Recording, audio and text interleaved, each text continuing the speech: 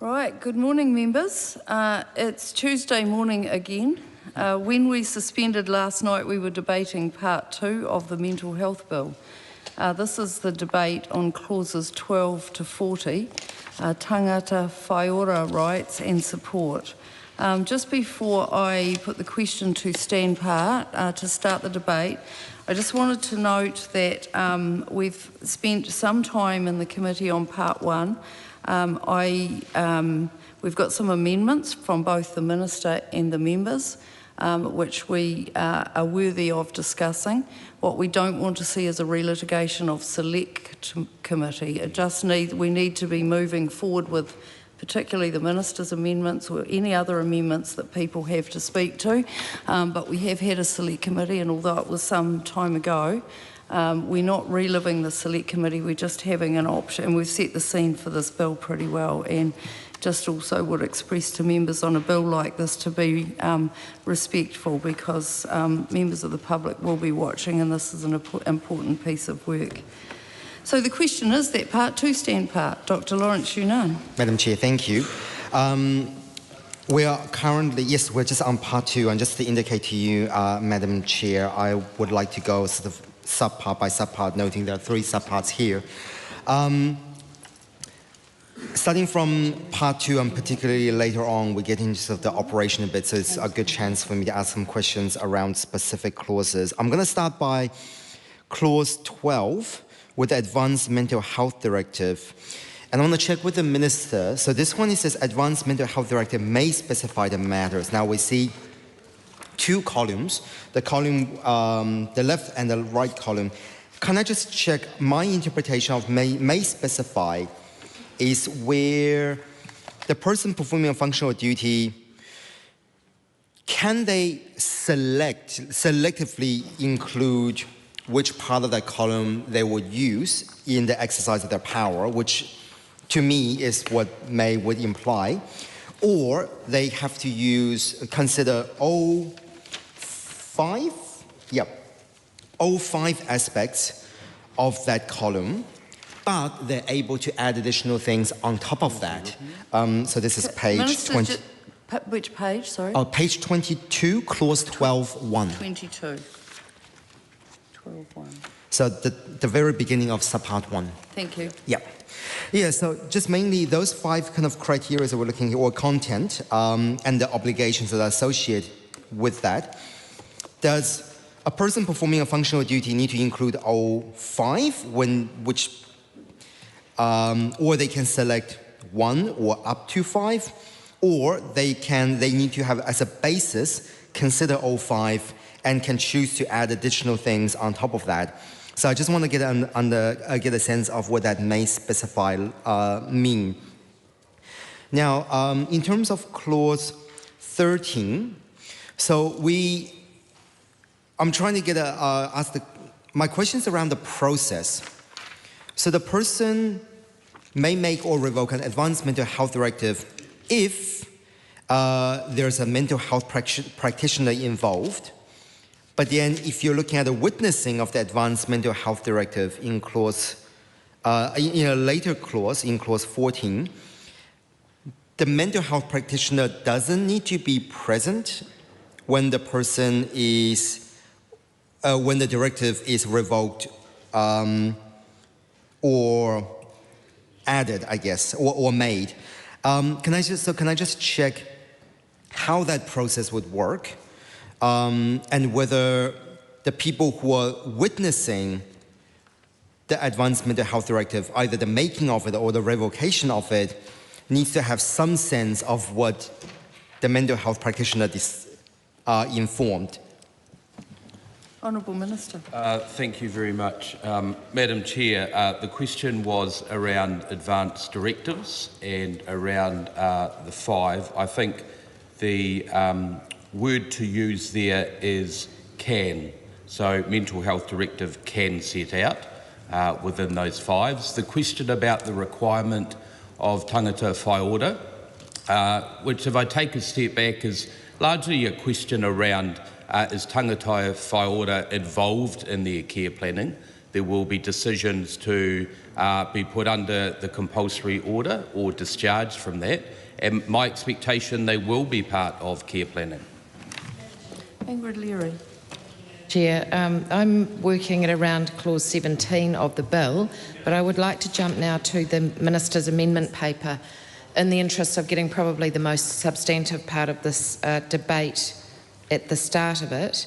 And just a very short contribution to say that one of the small wins that Labor members were able to make was to get the presumption that mothers and babies would not be separated unless there was good reason to do so. I know that my colleague, the Honourable Dr. Aotearoa, has a number of questions on this. My very first question is just how does this amendment, what change, in his words, does it make to the presumption? Because we did get advice at the time from officials where the wording was provided by them, and we knew that this was a real balancing act between the rights of the parent to not have further distress added by their child being taken away versus the rights to safety of the child. And it is a fine balancing act, and I can imagine that the scenario that absolutely everybody wants to avoid is making that wrong judgment and having a child harmed in the process of them being kept together. Nevertheless, when I look at the wording of this amendment paper, it does seem to distill down or sort of over-explain the caveats that are already in there. So just that very first explanation of how this differs from the current wording would be helpful. Madam Chair, this was canvassed last night. The principle here is workability, and it is to keep the intent of what the Select Committee members intended, but workability with guardianship laws. Dr. Aotearoa. Thank you, Madam Chair. If the Minister is referring to the point in the debate that we had an exchange in last night, actually the question that was asked at that point was the purpose for the amendment paper being presented so late, not the substance of this discussion, which we're pleased to be having now. I'd like the Minister to explain. It seems that the guts of this is that whereas we had a clause 38A brackets 1 previously that said a birth parent is entitled to have their baby remain unless there's unless they agree or that there is felt to be a change necessary in the best interests of the baby. There's now now the bill is being the clause is rewritten to make emphasise that that decision makers must favour the interests of the child, and I wonder why is that change necessary? Because it was already in the version that the Select Committee voted on that the safety of the child would be a reason for separating the mother and the infant. And what I guess is uncomfortable about the way it's currently about the Minister's amendment is that it does seem like what was a statement with an exception in favour of the right of the that recognise the parent is now, it appears that there is no discussion about the right of the parent in the current language, and I worry that that will lead to to situations where it is just presumed that separating a baby from their mother is always okay. So I think I understand that the Minister's comments last night, he indicated that it is that everyone has the same concern. I think that is correct. We all do. No one wants to see situations where either parent or infant baby is harmed, but it does appear in the present wording that there is very little in there in favour of the rights of a parent who is at risk of losing the opportunity to be with their baby. And it's not an insignificant issue. It's not a small, rare situation. Postpartum is a time where there is a high risk of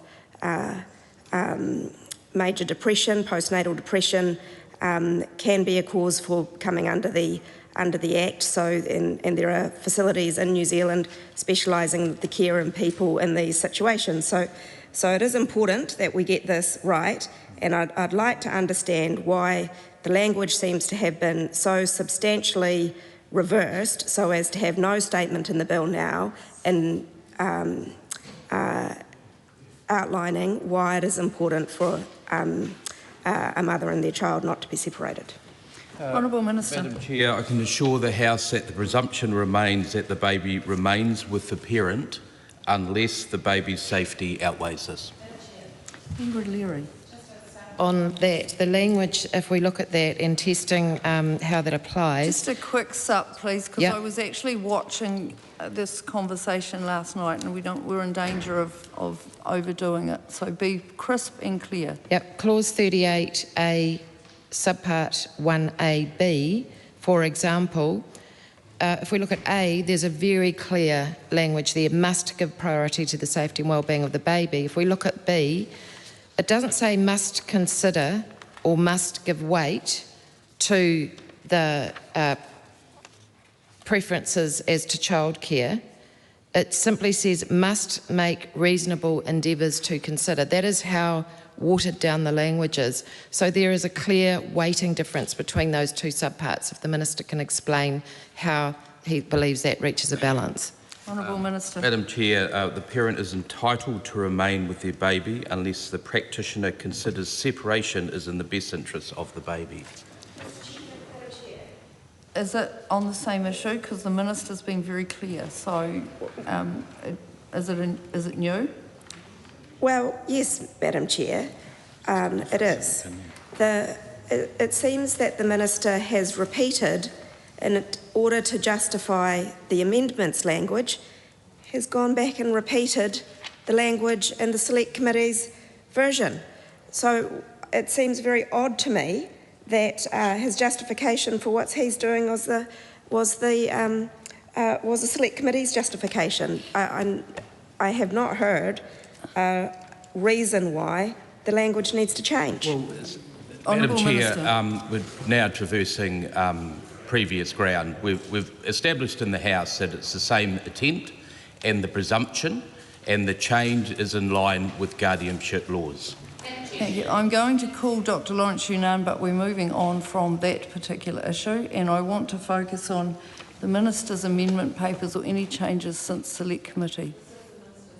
Yes. Cool. I'm just making it. I know that was. I'm just making it very clear that that's what we're focusing on this morning. Madam Chair, just any amendments or the Minister's amendment. New. Just interrupt because I think it is important because the claim was made that it was the Select Committee language. It's not the Select Committee language. It is the Minister's language, and as a birth parent is entitled to have the baby remain with them.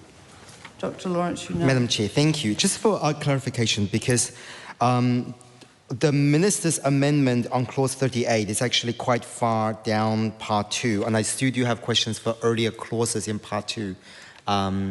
Would that still be acceptable?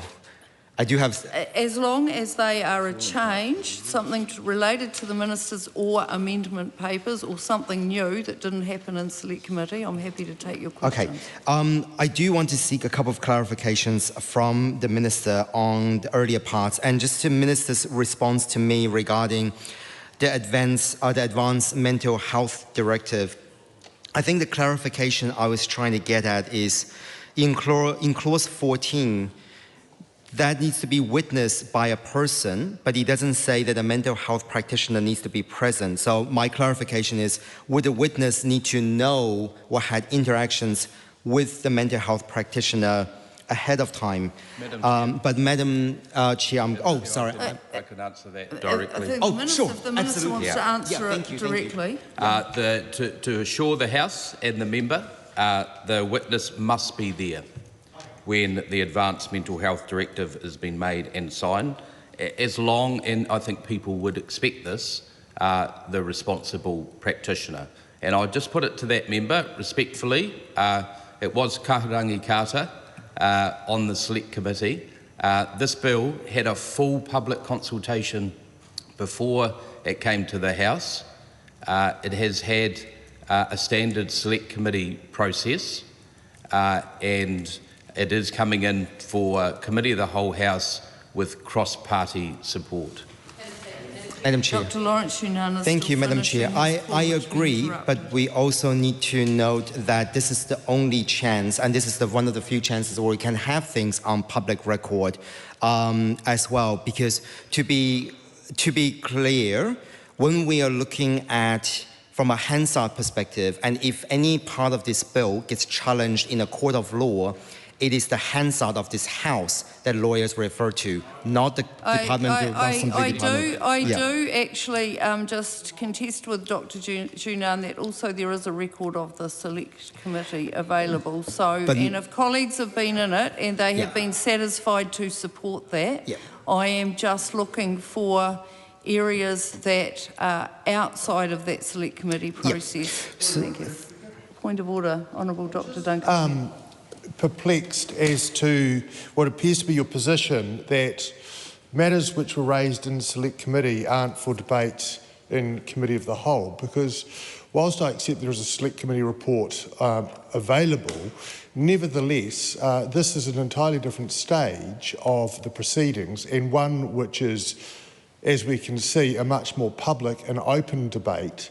And so, whilst I can see that there might not need to be as exhaustive debate as matters that are found in the Select Committee report, I'm just unclear that there's some approach which says that because something is traversed in the Select Committee, or was traversed in the Select Committee, it's not appropriate for debate in the Committee of the Whole. Dr. Webb, I'm not... I listened to the debate last night, and we've had a couple of hours of debate last night on this, and the Select Committee was mentioned extensively, and I have no objection to be mentioned, but we're not relitigating what's gone on in the Select Committee other than any amendment papers or any amendments that the Minister's made. So referral to Select Committee is fine, but we're not rerunning. We're giving members in the House the advantage who perhaps weren't at Select Committee to clarify some things, but this is not a rerun of the Select Committee. Thank you. Dr. Lawrence Yunnan. Madam Chair, I do want to speak to specific clauses, ask specific clause clarification. I'm now moving on to subpart 2. Just checking, one of the languages we did see previously is around on a sustained basis. Which clause in subpart 2? Clause 16, subclause 2. Right. So in proceedings or processes with this section applies, I want to check with that, because we've seen the language of sustained basis, when we are determining if a person under compulsory care, when we're looking at the maximum degree appropriate to their capacity to participate, would that also require to be under a sustained basis? Or it just be, well, in this minute, the person is able to have the capacity to participate, they can participate. Yeah, so I would like to know the sustained basis test, if possible. My next question for the Minister, and I'm going to keep it to these two because I only have 2 questions for subpart 2 of this bill, is when we are looking at clause 17, hui whaiora, what I can't see at this stage in this particular clause, clause 17, is whether a person, whether a person who's requesting a hui whaiora, how are they informed? Are they informed what a hui whaiora and the options they have prior?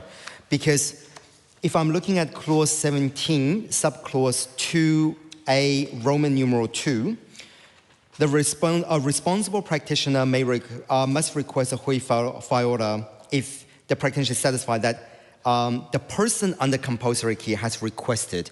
But if a person don't know that there's such thing as a hui faora, how would they request it? So I just want to check if, as part of this, a person up front will be told the different options. Yeah, Honourable Madam Minister. Chair, I think that's a valid question, and I confirm that that is the case. The question around decision-making capacity been well traversed about the principle of fluctuating, and that's why we have the review every 3 months of the care order and the care plan. Dr. Aotearoa. Madam Chair, we may move on from the previous discussion about the amendment and the issues surrounding the separation of mothers and their children. So I do want to just put some issues on the record before we move on from that area. Yes, it's correct that this process isn't one that can replace a select committee, but we did have a long and fulsome select committee hearing and didn't have the objections that appear to have come from officials raised at that point. So for those of us on the opposition who are considering these very important issues that relate to the human rights of mothers receiving compulsory care, I hope it is understandable to colleagues why it is that we feel we haven't had a full opportunity to ventilate those issues, and some of the answers to questions about why the changes required appear to be somewhat superficial and don't offer us the reassurance that we might have had if we had either had this discussion at Select Committee and the opportunity to go into it further with officials, or if we had even had a week of notice and the opportunity to reach out to groups who submitted on these issues, go back to them and ask their perspective on this change. So my colleague Ingrid Leary will be caucusing with other members of the Labour caucus about our vote on the amendment. I don't want to get ahead of whatever decision is made with that, but just to assert that it is very reasonable for a procedural reason for the Labour Party to vote against this amendment if that's the decision colleagues choose to take. Madam Chair. Katie Niman. Debate on this question now closed. The question is that debate on this question now closed. All those in favour say aye. Aye. To the contrary, no. Aye. The ayes have it. Party vote is called, please, Clerk. New Zealand National. 48 in favour. New Zealand Labour. 25 votes against. Green Party of Aotearoa, New Zealand. Te kaumā tahi ngā pōtia whakahiana. Act New Zealand. 11 in favour. New Zealand First. 8 votes in favour. Te Pāti Māori. E whā ngā pōtia whakahiana. Tāku Te Wheres. Ko tahi te pōtia whakahiana. Mariamino Kapakingi. Ko tahi te pōtia whakahiana.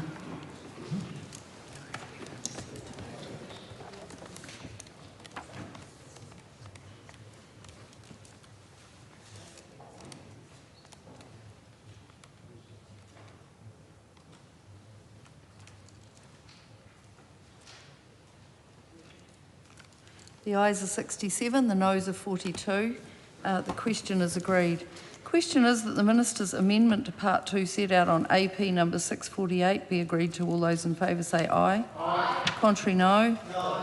The ayes have it. Party vote. Party vote called, please, Clerk. New Zealand National. 48 in favour. New Zealand Labour. 25 votes opposed. Green Party of Aotearoa, New Zealand. Te kaumā tahi ngā pōtia whakahiana. Act New Zealand. 11 in favour. New Zealand First. 8 votes in favour. Te Pāti Māori. Whā ngā pōtia whakahiana. Tāku te Ferris. Ko tahi te pōtia whakahē ana. Maria Mino Kapakingi. Ko tahi anō te pōtia whakahē ana.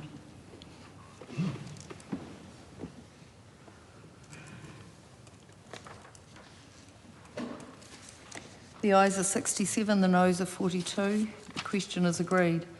Ingrid Leary's tabled amendment to clause 12 inserting sub-clauses 3 to 5 is out of order as not being in the correct form of legislation.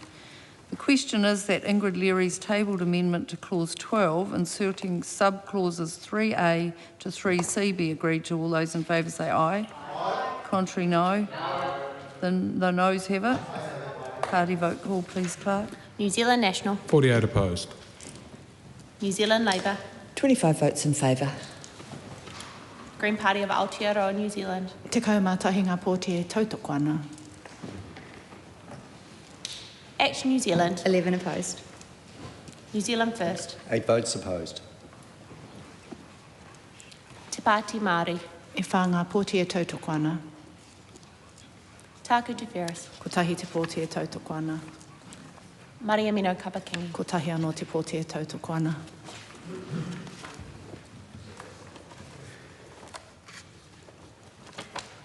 The ayes are 42, the noes are 67. The question is not agreed. The question is that Ingrid Leary's tabled amendment to clause 17, inserting sub-clauses 4A to 4C, relating to whānau participation be agreed to. All those in favour say aye. Contrary, no. The noes have it. Party vote call, please, Clerk. New Zealand National. New Zealand Labour. 25 votes in favour. Green Party of Aotearoa, New Zealand. Te kaumātahi ngā pōtia tautoko ana. Action New Zealand. 11 opposed.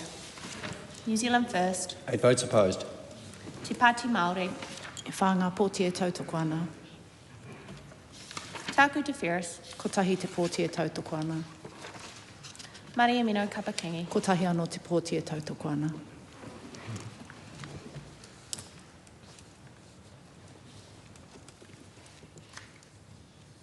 The ayes are 42, the noes are 67. The question is not agreed. Ingrid Leary's tabled amendments to clause 17, inserting paragraph CA into subclause 4 and inserting new subclause 4A, are out of order as not being in the correct form of legislation. Members, Ingrid Leary's tabled amendments inserting or their agencies into clause 23 and 24 lend themselves to being grouped. I will put a single question on them unless members indicate that they wish to vote differently on a specific amendment. The question is that Ingrid Leary's tabled amendments inserting or their agencies into clause 23 and 24 be agreed to. All those in favour say aye. Contrary, no. Noes have it. Ayes have it. Party vote. Party vote called, please, Clerk. New Zealand National. 48 opposed. New Zealand Labour. 25 votes in favour. Green Party of Aotearoa, New Zealand. 11 votes in favour. Action New Zealand. 11 opposed. New Zealand First. 8 opposed. Te Pāti Māori. 4 votes in favour. Tāku te Ferris. 1 vote in favour. Maria Mino Kapakingi. 1 vote in favour.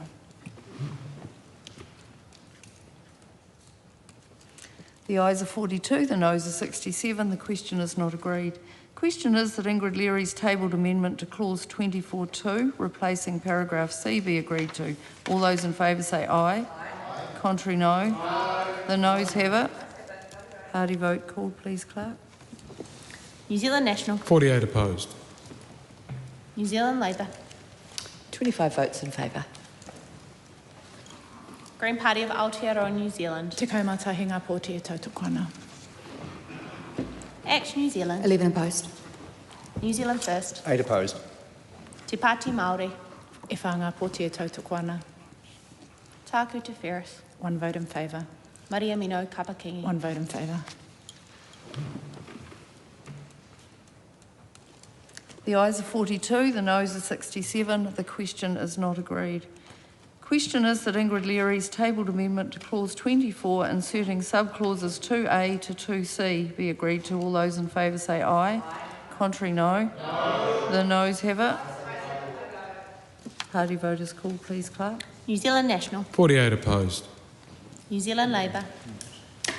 25 votes in favour. Green Party of Aotearoa, New Zealand. 11 votes in favour. Action New Zealand. 11 opposed. New Zealand First. 8 opposed. Te Pāti Māori. 4 votes in favour. Tāku Te Wheres. 1 vote in favour. Maria Mino Kapakingi. 1 vote in favour. The ayes are 42, the noes are 67. The question is not agreed. The question is that Ingrid Leary's tabled amendment to clause 37, inserting subclause 3, be agreed to. All those in favour say aye. Contrary, no. The noes have it. Party vote called, please, Clerk. New Zealand National. Opposed. New Zealand Labour. 25 votes in favour. Green Party of Aotearoa, New Zealand. 11 votes in favour. Action New Zealand. 11 opposed. New Zealand First. 8 opposed. Te Pāti Māori. 4 votes in favour. Tāku Te Wheres. 1 vote in favour. Maria Mino Kapakingi. 1 vote in favour. The ayes are 42, the noes are 67. The question is not agreed. Question is that Ingrid Leary's tabled amendment to clause 38, replacing subclause 1, be agreed to. All those in favour say aye. Contrary, no. The noes have it. Party vote called, please, Clerk. New Zealand National. 48 opposed. New Zealand Labour. 25 votes in favour. Green Party of Aotearoa, New Zealand. 11 votes in favour. Action New Zealand. 11 opposed. New Zealand First. 8 opposed. Te Pāti Māori. 4 votes in favour. Tāku Te Wheres. 1 vote in favour. Maria Mino Kapakingi. 1 vote in favour.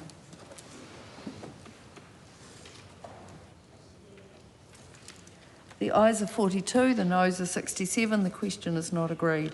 Question is that Ingrid Leary's tabled amendment to clause 38, inserting subclause 5, relating to additional safeguards for children and young persons, be agreed to. All those in favour say aye. Contrary, no. The noes have it. Party vote called, please, Clerk. New Zealand National. 48 opposed. New Zealand Labour. 25 votes in favour. Green Party of Aotearoa, New Zealand. Te kaimatahinga pōtea tautoko ana. Action New Zealand. 11 opposed. New Zealand First. 8 opposed. Te Pāti Māori. E whanga pōtea tautoko ana. Tāku Te Wheres. Ko tahi te pōtea tautoko ana. Maria Mino Kapakingi. Ko tahi anō te pōtea tautoko ana. The ayes are 42, the noes are 67. The question is not agreed. Question is that Ingrid Leary's tabled amendment to clause 38, inserting subclauses 5 to 7, relating to the rights of children and young persons, be agreed to. All those in favour say aye. The contrary, no. The noes have it. Party vote call, please, Clerk. New Zealand National. 48 opposed. New Zealand Labour. 25 votes in favour. Green Party of Aotearoa, New Zealand. Te kaimatahinga pōtea e tautoko ana. Action New Zealand. 11 opposed. New Zealand First. 8 opposed. Te Pāti Māori. Whanga pōtea tautoko ana. Tāku Te Wheres. Ko tahi te pōtea tautoko ana. Maria Mino Kapakingi. 1 vote in favour.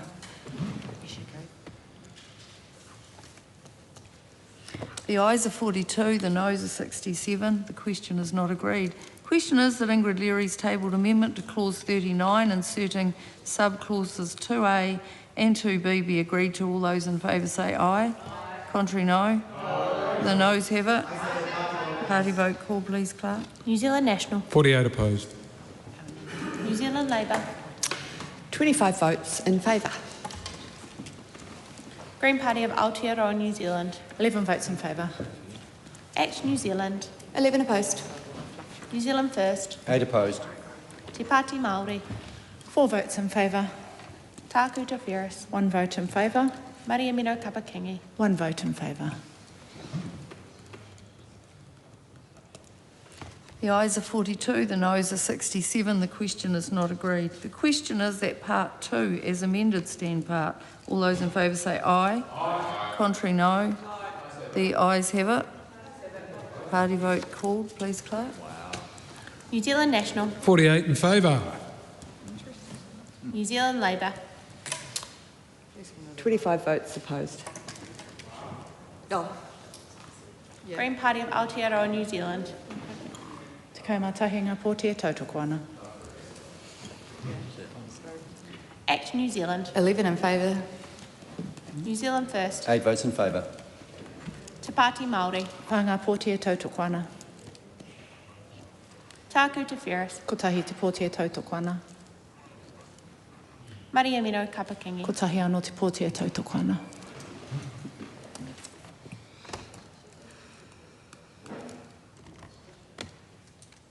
think they've realised they voted the wrong way. It's up to them.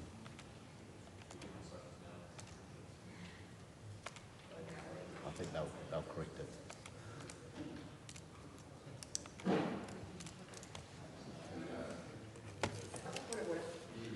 Point of order, Dr. Tracy McClellan. Seek leave to correct Labour's vote on part 2. Okay, leave is sought for that purpose. Is there any objection? There is none. Labour would like to record 25 votes in favour.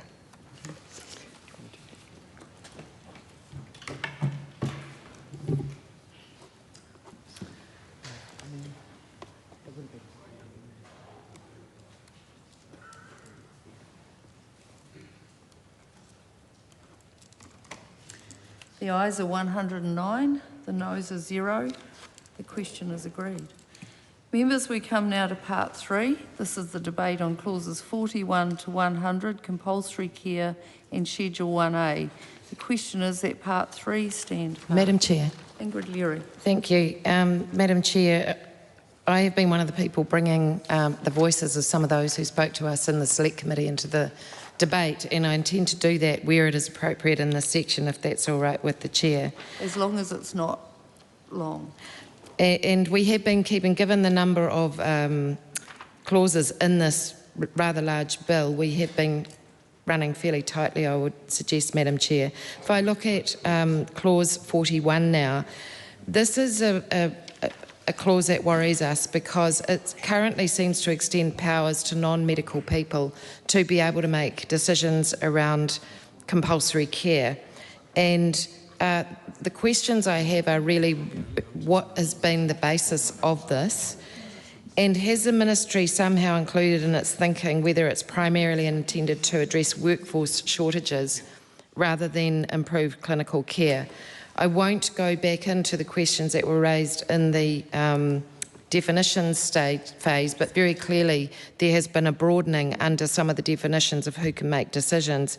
So my specific questions are, why does clause 41.2 allow any mental health practitioner to be appointed as a responsible practitioner rather than requiring a medical practitioner or a psychiatrist? What clinical decisions are they expected to make under the bill? And are those decisions appropriate to be exercised by someone who is not medically qualified? If they're not a psychiatrist, who ultimately carries responsibility for the diagnosis, the treatment decisions and the compulsory care reviews? What safeguards are there for the postcode lottery across different districts where one director may appoint nurses or psychologists in one area, while in a different area somebody else might only appoint psychiatrists? And if the government intends psychiatrists ordinarily to perform this role, why is the expectation of that not reflected in the legislation? What evidence demonstrates that extending the role beyond medical practitioners improves patient outcomes?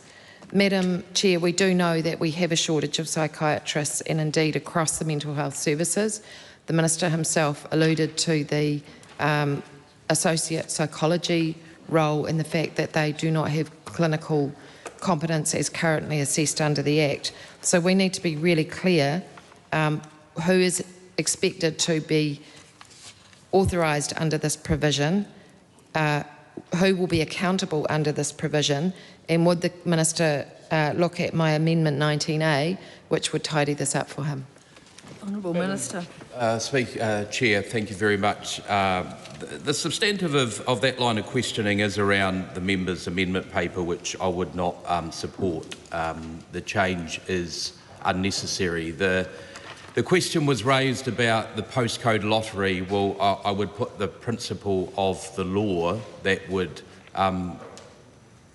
prevent that postcode lottery, because the director of the area of mental health services needs to be satisfied that the mental health practitioner being appointed has undergone the relevant training and competency. So that is important, because only a competent and trained practitioner properly operating within their scope of practice under the Health Practitioners Competence Assurance Act. Dr. Lawrence Yunnan. Thank you, Madam Chair. I want to start with subpart 1 around compulsory care requirements. And I'm going to start with 3 of the clauses. Starting with clause 41, subclause 1, which is that each person under compulsory care has a responsible practitioner.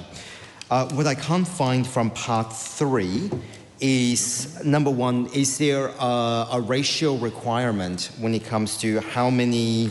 Could Dr. Juno, could you just repeat that clause? Because we just had a distraction clause here. The 40. Minister's just asking which clause it is. Clause 41, subclause 1, page 38. Thank you. Yeah. Just want to check if there is, like for each responsible practitioner, if there's a ratio of how many persons under compulsory care they should be in charge of. The second question is on that as well. What I also couldn't find in this part, if the Minister wouldn't mind clarifying, is let's say if you're looking at regional or rural New Zealand, you have a person under compulsory care. What is the distance or geographical distribution, if that is applicable, of how far a person will need to travel to see, if they do need to see, a responsible practitioner, or whether it does allow for, under that clause, the use of audio-visual links, etc. People can FaceTime, Zoom, or etc. So I just want to kind of understand what is meant by has a responsible practitioner. That's my first question. My second question is on clause 42, subclause 1. This is to do with Rupu Whaora, and it says collaborative care team.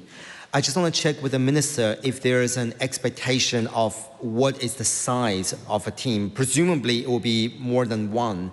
Has there been any discussions or any base understanding of, are we looking at 2 to 5, etc. So I think that's also really helpful to know, because as we see, one of the intent of the bill is to ensure that people don't fall through the gaps. So I think that's the important question. I am going to jump a little bit, noting that others may have questions before that, but I want to just mention clause 49, which is a reduction and elimination of seclusion.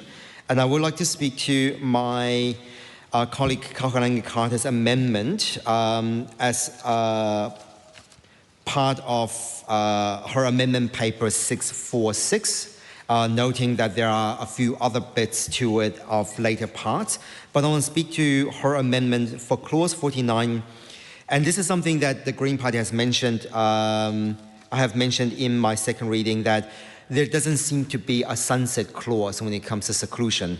So if the Minister wouldn't mind considering the amendment, which is to add an extra clause to say that this section is repealed 5 years after royal assent, which would imply that the sunset clause is 5 years, or if the Minister would prefer to give a commitment that we are going to be doing away with seclusion within 5 years. Finally, the amendment from Kauharangi Carter on clause 49, new clause 49A, which is just to specify that a prohibition, around the prohibition on the use of seclusion, that a person under compulsory care must not be placed in seclusion. This is again something that the submitters has asked for. Honourable Minister. Thank you, Madam Chair, and thanks for that member for those questions. First two questions were more around, I suppose, how we operationalise the Act, which I think is a fair question. There's one around the ratio and the access. this being an operational matter, the guidelines and secondary legislation will guide that practice.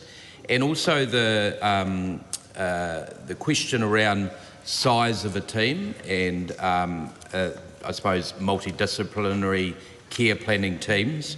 Size and makeup of team is expected to reflect the needs of the person. To the more substantive question around seclusion. I think we've heard loud and clear that as a direction of the country we need to move to look towards removing seclusion in our mental health services. The first point I'd raise is it's not necessarily a question of money. If you look at potentially some of the announcements of the last government around funding into mental health, and the data shows seclusion rates actually went up. So the conclusion I've drawn that from being Minister is not only is it about adequate resourcing, I'm not disagreeing with that, there is a particular focus needed on training and the workforce. I would like to share a reflection where I visited an inpatient facility not far from here that had actually reached zero seclusion because of a decision made by the clinical leadership team around the culture of the organisation. So I think it's incumbent on us, when we are aware that no comparable countries have achieved removing seclusion, that as we move towards potentially being the first country in the world, that we ensure we have the right plan.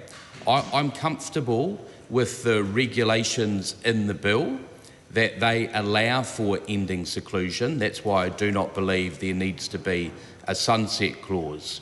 What I'm also encouraged by is the Mental Health and Wellbeing Commission recommendation around New Zealand's first seclusion plan that Health New Zealand has accepted to be published in 2027.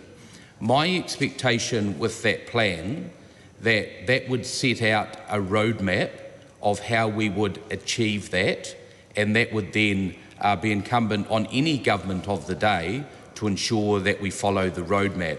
So the final point I'd make is that the regulations allow for that, and actually could be brought well forward from the 5-year review and a lot earlier within the regulatory framework that this bill sets up.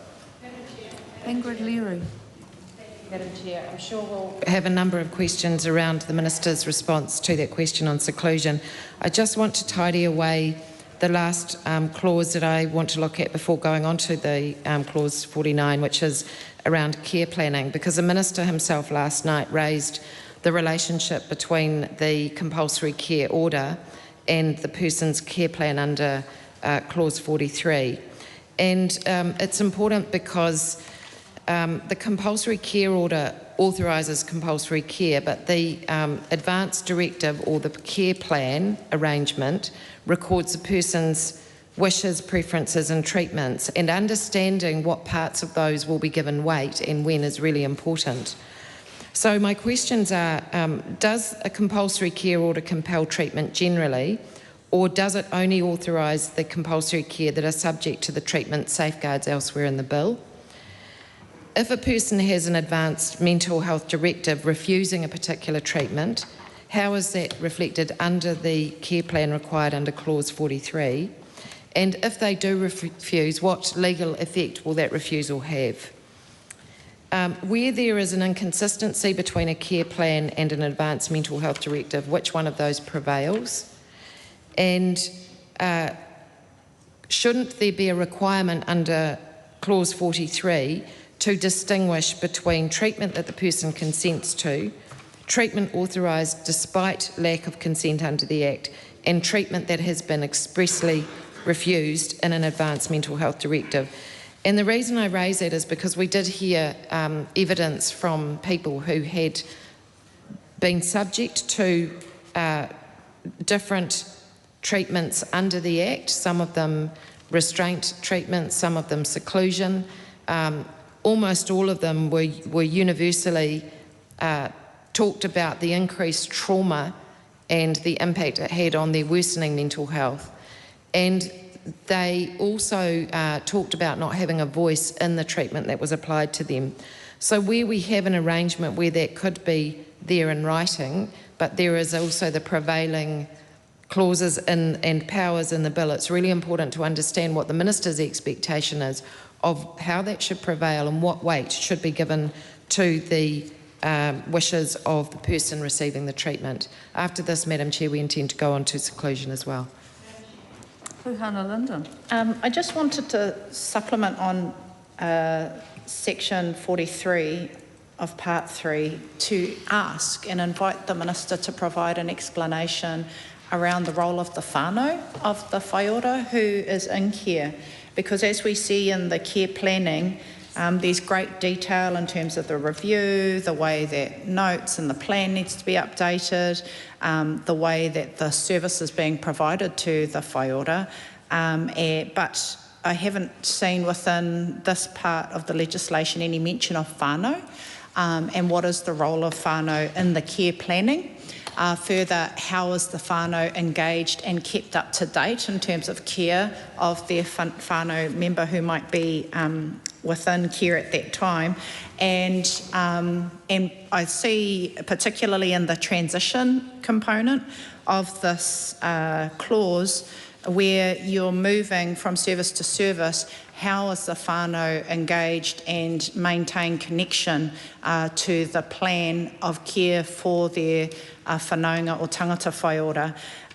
But also acknowledging that maybe tangata whaiora may not have whānau there in support. So what advocacy or what supports external to the service, independent or otherwise, may be provided within this care planning process so that whānau or an independent person or agency is there walking alongside the patient in care. Kia ora.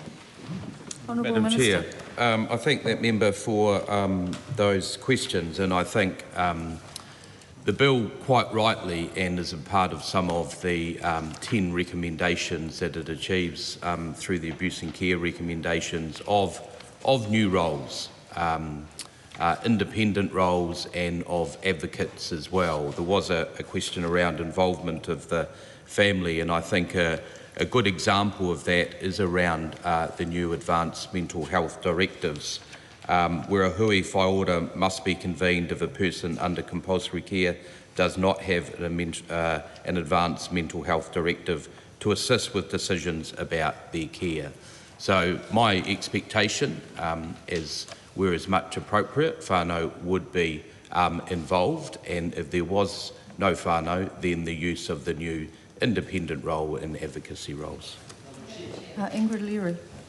Turning to seclusion, we did have multiple submissions, including really strong submissions from the Mental Health Commission, page 10, clauses 47 to 50, and also the Ombudsman, pages 18, 19, 20, and particularly point 88. And the question that we have is, it feels like there is a practicality kind of, we don't have the resourcing to do this, but we might be able to one day. And when I heard the Minister talk about a plan being ready in 2027, that sounds like we are inching at a snail's pace to something that both the Minister has experienced and also we on the Select Committee had heard has been able to be achieved in this country through planning, culture change, training and so on. So my questions are, if he's saying that seclusion is an objective of the bill, why is he still declining to set an end date? Doesn't he accept that if there isn't an end date, there is less incentive to change the system? The whole point of statutory safeguards is to require systems to get up to speed with things like human rights protections and so on, and particularly if there had been a workforce training and resourcing statutory requirement, which is in my amendment, which I think the Minister is probably going to decline in a workforce capability, then that would be really helpful, because it would set the Minister's expectation. He said it is his expectation, but there's nothing in the legislation that reflects that expectation of the Minister. So this would strengthen the expectation and make it very clear to the institutions what they need to do, and there would be the requirement for there to be adequate funding. What evidence does he have that 5 years is the right amount of time to transition away from seclusion? The Minister will be aware of my amendment paper that says at least have 2 yearly reviews so that we can put some kind of pressure on the system to show the direction of travel. And what message does retaining an indefinite statutory power to seclusion send to those services who have managed to eliminate it? It's not just in Wellington, there is one in Auckland as well. I'm curious to know if it's the government's position that seclusion will always remain necessary somewhere in the system. I know there are different clinical and professional views on this, and I'd like to have on the Hansard what the Minister's view is on that, and I don't have a position before or against that because I know there's a lot of discussion and evidence, but it would be helpful to understand what the Minister, his own expectation is of that. If we're not ready to move to seclusion, can he tell us what specific workforce, infrastructure or funding milestones remain outstanding?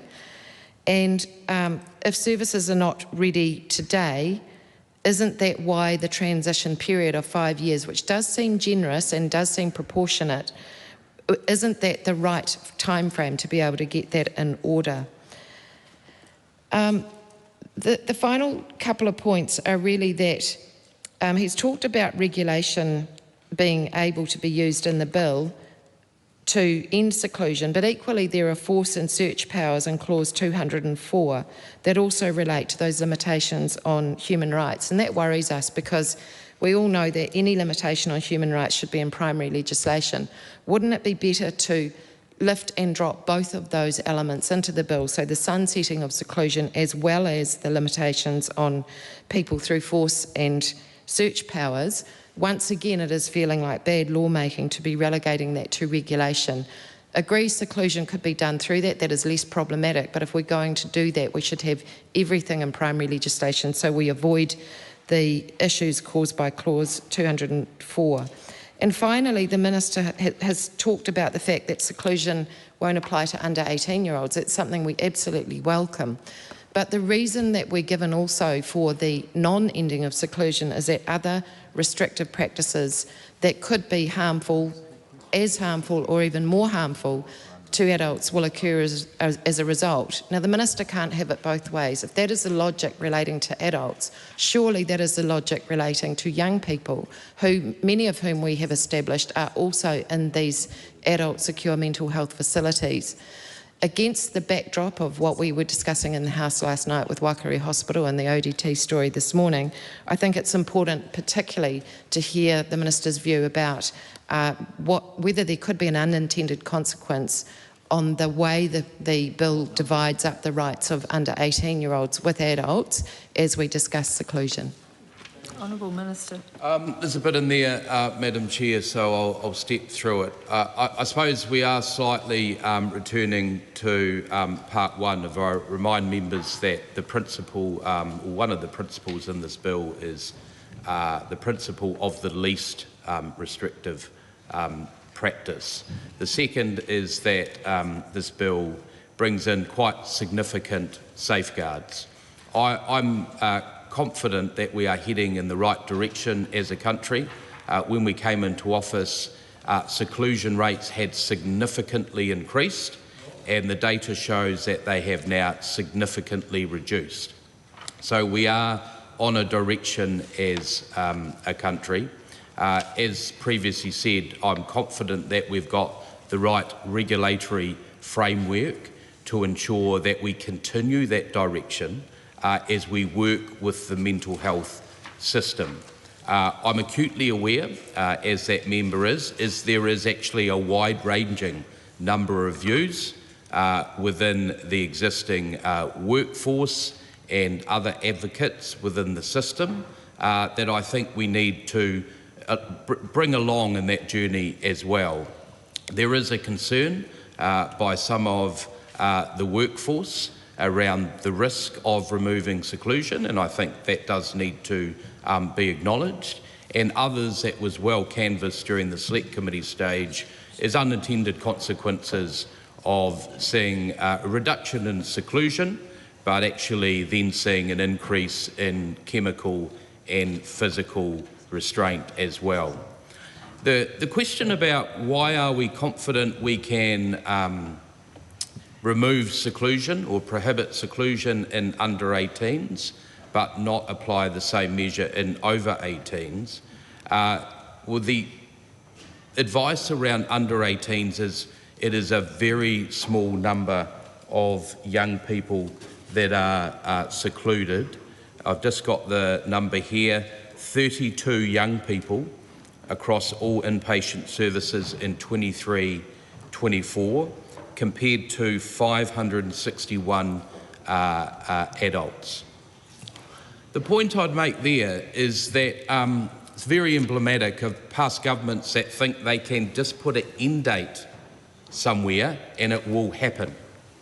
I think what we've shown around the reduction and the prohibition of seclusion for young people in this bill, if we take a targeted approach, we can continue to reduce the numbers. That's why the regulatory framework allows for that, and also New Zealand's first seclusion plan. Dr. Lawrence, you're done. Thank you, Madam Chair. I just have one follow-up question for the Minister on seclusion, and I'm going to move on to the next subsequent clauses. This is to do with clause 49(1)(a), and it's to do with the reporting annually. Can I just check, as a part of that reporting, would the Minister also have an expectation that the hours that the person, the average hours or minimum, maximum, well, actually, the average hours and the maximum hours that the person spent in seclusion will also be reported as a part of that report? Particularly, just one small thing, particularly consecutive hours. Can I answer that question? That data is already collected. I think it's a very important point. Cool. Because it's not only the unique numbers of people under care, but is the total number of seclusion events, the total number of hours in seclusion, also the ability to identify where the seclusion is happening within each individual inpatient facility or wider setting as well. We've also got the reporting on population groups, because as we do know, Māori are overrepresented in seclusion rates, and that's why I welcome the public reporting. Not only that, when you look at the seclusion regime that this is bringing in, it is a lot more requirement now on reporting by services now, have to report every time there is a seclusion with the reasons why there is as well. That's why this gives me comfort that we can continue the direction of travel around reducing and ultimately eliminating seclusion with this framework that this bill sets up. Madam Chair. Thank you for that, Minister. I think that is really heartening to hear. And I think in that I also implied that they will be reporting on consecutive hours as well. I want to move on to clause 50. And this is clause 50 on ECT, the electroconvulsive therapy. And again, it's to do with reporting. I'm looking at clause 50, subclause 2. The responsible practitioner must record the use. But I wanted to check with that recording.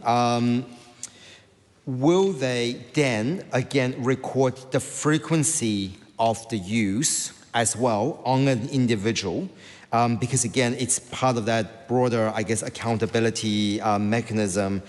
So that's my question, and I think I know that others may have additional questions, but to signal you, Madam Chair, my last question on subpart 1 is on clause 52, 1D, and that's the right to repeal or review. And I want to check. Well ask it now.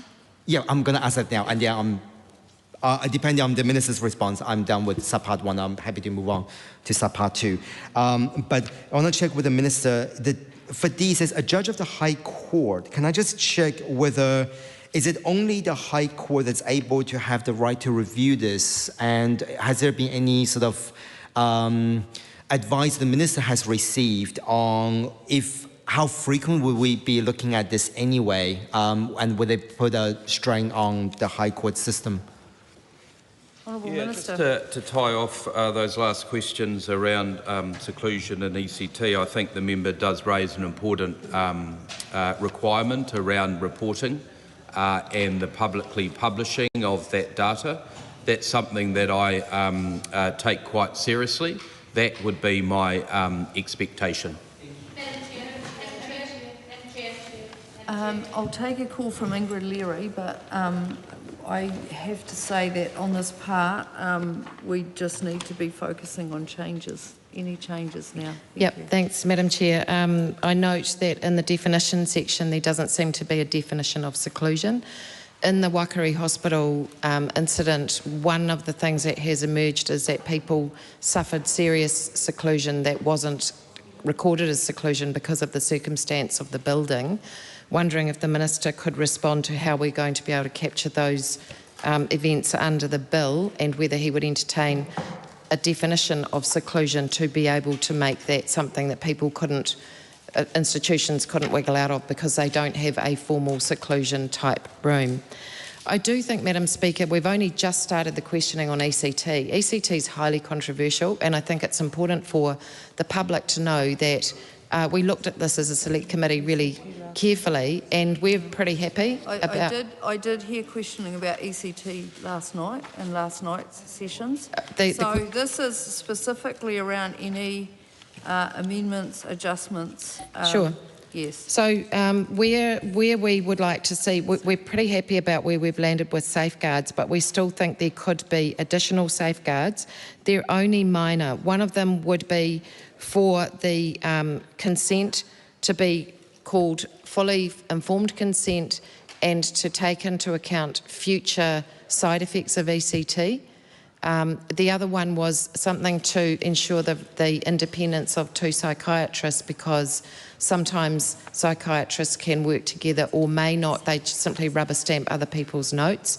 There are amendments on the table to that effect. So those are my questions on ECT. I do have more questions on this part, Madam Chair.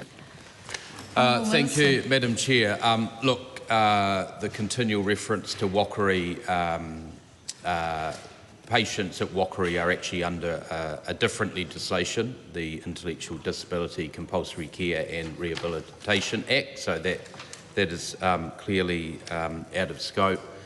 I have been advised that the seclusion definition is in secondary legislation, and that allows for the adjustment with new practices as well. I would like to say, in response to the question, that I do welcome the changes at Select Committee. I think when you look at Part 1 and the principles of the Act is ensuring that we do have safeguards. I welcome now the new safeguards, especially around the second opinions, also around the reporting as well. If you look at seclusion specifically, around having identified seclusion rooms as well. My view is that this bill gives more confidence around the existing practice of seclusion, and within ECT, of course, there was a range of views at Select Committee. I respect that. We heard from the Honourable Aisha Varel in her second reading around her concern in whether we should prohibit the use of ECT, but actually through the Select Committee process, the validation and the clinical evidence, but of course it is around the safeguards, and I welcome the changes made here today to ensure that we do have those better safeguards. Ingrid Leary. To Section 70, just a quick question. I know that the mental health bill's been through the Bill of Rights, but has he specifically considered Section 7 of the Human Rights Act, the requirement of the Attorney-General to bring into the House of Representatives any bill that could be deemed inconsistent, or any provision in relation to community care orders? In other words, what specific advice has he had on that? I turn now to Clause 80, and this is around what we heard could be a change in the threshold regarding the determinations that are made. So in the current bill, the practitioners are required to make determinations, and that language is not used in the current bill. And there were submissions to suggest that that reduces the level of protection for tangata whai ora. We know that reasonable grounds to believe has been removed out of a lot of the provisions, which is really good, but we still don't have a determination one. We have words like in their opinion rather than a determination, which would seem to have a higher clinical threshold. Can he explain if he is happy with that language and why he's chosen that language rather than determinations? The Minister's just looking for something. Ingrid Leary, did you have another? Ingrid Leary? Yes. The Minister's just looking up some answers. Did you have further questions? I'll see to okay. Dr. Lawrence Yunan. Thank you, Madam Chair. I indicated I'm happy to move on to subpart 2. I actually only have one question for subpart 2 on compulsory care assessment. I think Schedule 1A is actually very clear in terms of the process. My only question is around Clause 57, Subclause 1A specifically. This is page 48, line 15. Again, this is where, when we're looking at for the first assessment, I want to check with the Minister again. You get the Director of Area Mental Health Service, determine the mental health practitioner. Can I just check if that practitioner, I'm just checking unless I missed it, is able to conduct that first assessment using audio-visual links? For example, I'm again thinking about distribution and distance travel, etc., for rural and regional areas where it might actually be quite hard, potentially quite hard to have access to a mental health practitioner to determine that first assessment. So I want to check with the Minister if there's any consideration of how that could work. I now want to move on to clause 73, and this is in subpart 3, and this is page 56. The reason I want to speak to this clause, and my question and my next question are to do with the Minister's amendment on clause 73 and clause 81. I want to check with the Minister on, in clause 73, subclause 3C, why has the term proposed been removed in the Minister's amendment?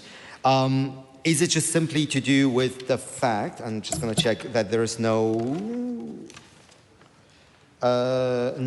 explanatory note on this particular bit. Can I just check is it because the care plan is already in effect, therefore is not a proposed one? And that's why that word was removed. My final question for this contribution, Madam Chair, is on clause 81. And this is to do with the Minister's amendment as well. So we're looking at possibly the top of page 60, right after line 7. And that's to do with if the responsible practitioner consider that a person under compulsory care meets the compulsory care criteria. It's about the record that's being sent. And the Minister's amendment added this new Director of Area Mental Health Services. And I just want to check if there are anyone else who should also be sent a copy, assuming that this is quite a last-minute thing. So, for example, a person I could think of is, I just mentioned before in terms of the assessment that there is a requirement for the mental health practitioner to conduct the assessment, but I don't know if the mental health practitioner needs to be also sent a report or if that is encapsulated under C as a primary health care provider. So any clarifications on the Minister's amendment for clause 73 and 81 would be appreciated. Ingrid Leary. Thank you. Oh, sorry, Honourable Minister. Madam first. Chair, there's a few questions I'll gather up there around the question of the Section 7. The bill was vetted for consistency with the New Zealand Bill of Rights and considered in its entirety to be consistent. There was a question from Ingrid Leary about the amendment paper in her name, number 80, if I understand that to be correct, about questioning the reference to in their opinion. I've been advised that the current reference in their opinion makes it clear that the status review decision requires careful assessment to form a reasoned opinion, not just an issued decision. The questions from Lawrence Unan, I think some of them, and only respectfully away Lawrence Unan can, I think some of them he, by the end of it, answered his own questions around clarification. So if I don't answer those your questions, then do let me know. There was one around the practitioner being able to conduct first assessment using audio-visual links as well. So clause 215 sets it out when AVL can be used. There was the questions around who would be notified at certain points of the care planning process. Of course, there is the principle of confidentiality. Either the person under care can nominate people as well, and we expect when this bill is operationalised, we do have comprehensive care planning processes as well. I was about to take a call from Ingrid Leary, so I'll come back. Thank you. Moving to clause 85. This is the subsection that talks about the expiry and extension of mental health care orders, and again involves people making decisions that potentially have an impact on the human rights of those who they're deciding about. And some of these do seem to be broader in scope than the current Act. Therefore, it's important to ask questions about them. The first one is the first extension, which is 6 months. What additional safeguards, if any, are provided before a person's compulsory care order is extended to the first 6 months? And how will the responsible practitioner make the determination about whether they should be under a compulsory care order or whether they'd be better supported through voluntary care? What weight must be given to evidence that the person has regained decision-making capacity or is engaging voluntarily? And does he expect the first extension to be the exception rather than the norm? It would be good to have that on the record, but also, if so, how will that expectation be monitored? There doesn't seem to be anything in the bill around that, so it would be good to hear what kind of operational monitoring might be occurring. There's also, in clause 86, a second and subsequent extensions where, after the first extension, the court can grant an order for up to 12 months. And the government has increased the maximum duration of subsequent extensions to that level. The committee changed the wording to say for a period of up to 2 months, but it does create questions because it means there's a discretion. So what factors does he expect the court to consider when deciding whether an extension should be, say, 3 months, 6 months, or the full 12 months? And wouldn't it be important, if there is that discretion which is implicit, to have some safeguarding wording around that? There's also questions about whether an annual judicial review is sufficient for monitoring those extensions. That means that once a year there'll be some kind of report done, but somebody could potentially just have the order extended over and over again without any kind of transparency or ability in the system to be able to see it as a milestone or a gate to reassess. So what's in place in the bill to do that? Is there anything in clause 86 that requires the court to grant the shortest extension reasonably necessary? And if so, can he point to that, please? And how will he ensure that there will be consistency across different courts? Because at the moment the legislation is silent on that. I guess we're really wanting to see some direction from the Minister, given that there isn't the safeguarding necessarily in the bill, of his expectations of how these two clauses, 85 and 86, will in practice be delivered. Honourable Minister. Thank you. There was the statements made around decision-making capacity and criteria placed under compulsory care. I'm confident they are explicit in the bill.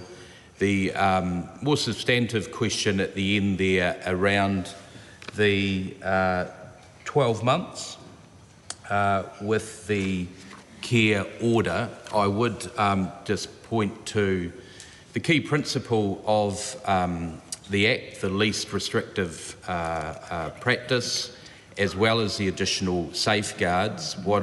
Gives me great confidence, and also why this meets 10 of the abuse and care recommendations, is that there may be a 12-month order, but of course, because of the requirement for a review every 3 months, if a person is deemed not to be required to be under the Act, then they won't remain under the Act.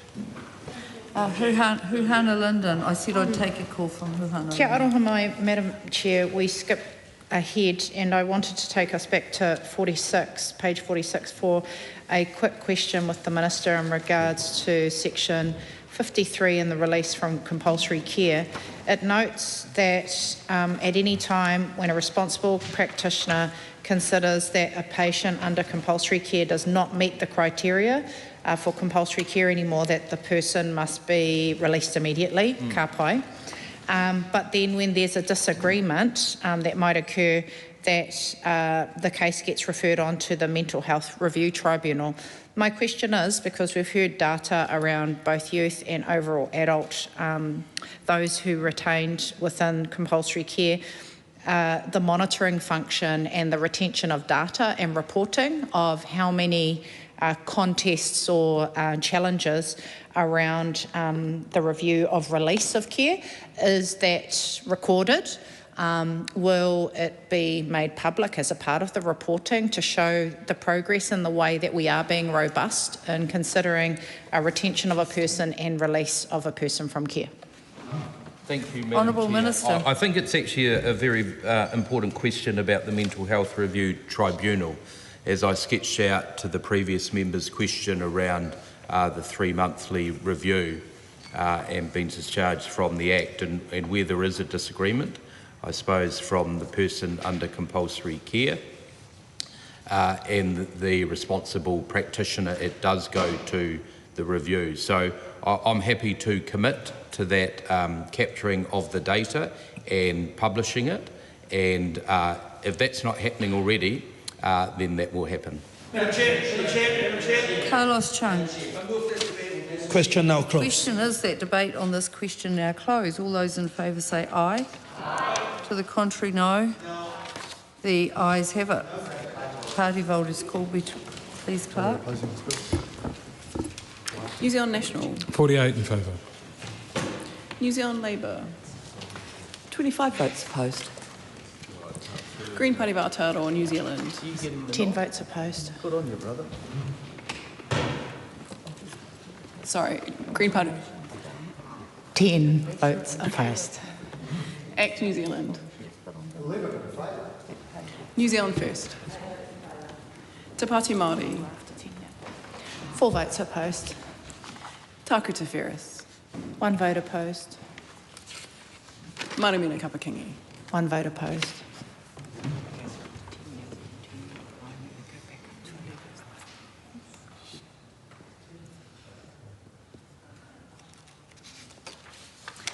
The ayes are 67, the noes are 41. The question is agreed.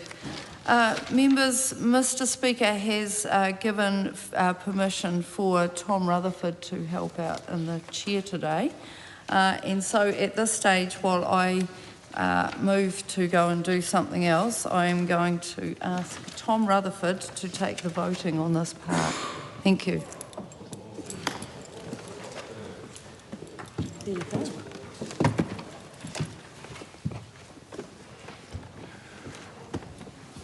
Alrighty. Thank you, members. The question is that the Minister's amendments to Part 3 set out on AP number 648 be agreed to. All those in favour say aye. To the contrary, no. The ayes have it. The question is that Ingrid Leary's tabled amendment replacing clause 41 brackets 2 be agreed to. All those in favour say aye. Aye. To the contrary, no. No. The noes have it. Party vote has been called for. Clerk. New Zealand National. 48 opposed. New Zealand Labour. 25 votes in favour. Green Party of Aotearoa, New Zealand. 10 votes in favour. Act New Zealand. 11 opposed. New Zealand First. 8 opposed. Te Pāti Māori. 4 votes in favour. Tāku Te Wheres. 1 vote in favour. Marumina Kapakingi. Another vote in favour.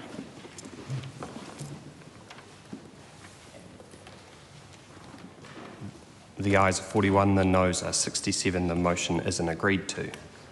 The question is that Ingrid Leary's tabled amendment inserting new clause 48A be agreed to. All those in favour say aye. Aye. To the contrary, no. No. The noes have it. Ayes have it. Party vote, please. Party vote has been called for. New Zealand National. 48 opposed. New Zealand Labour.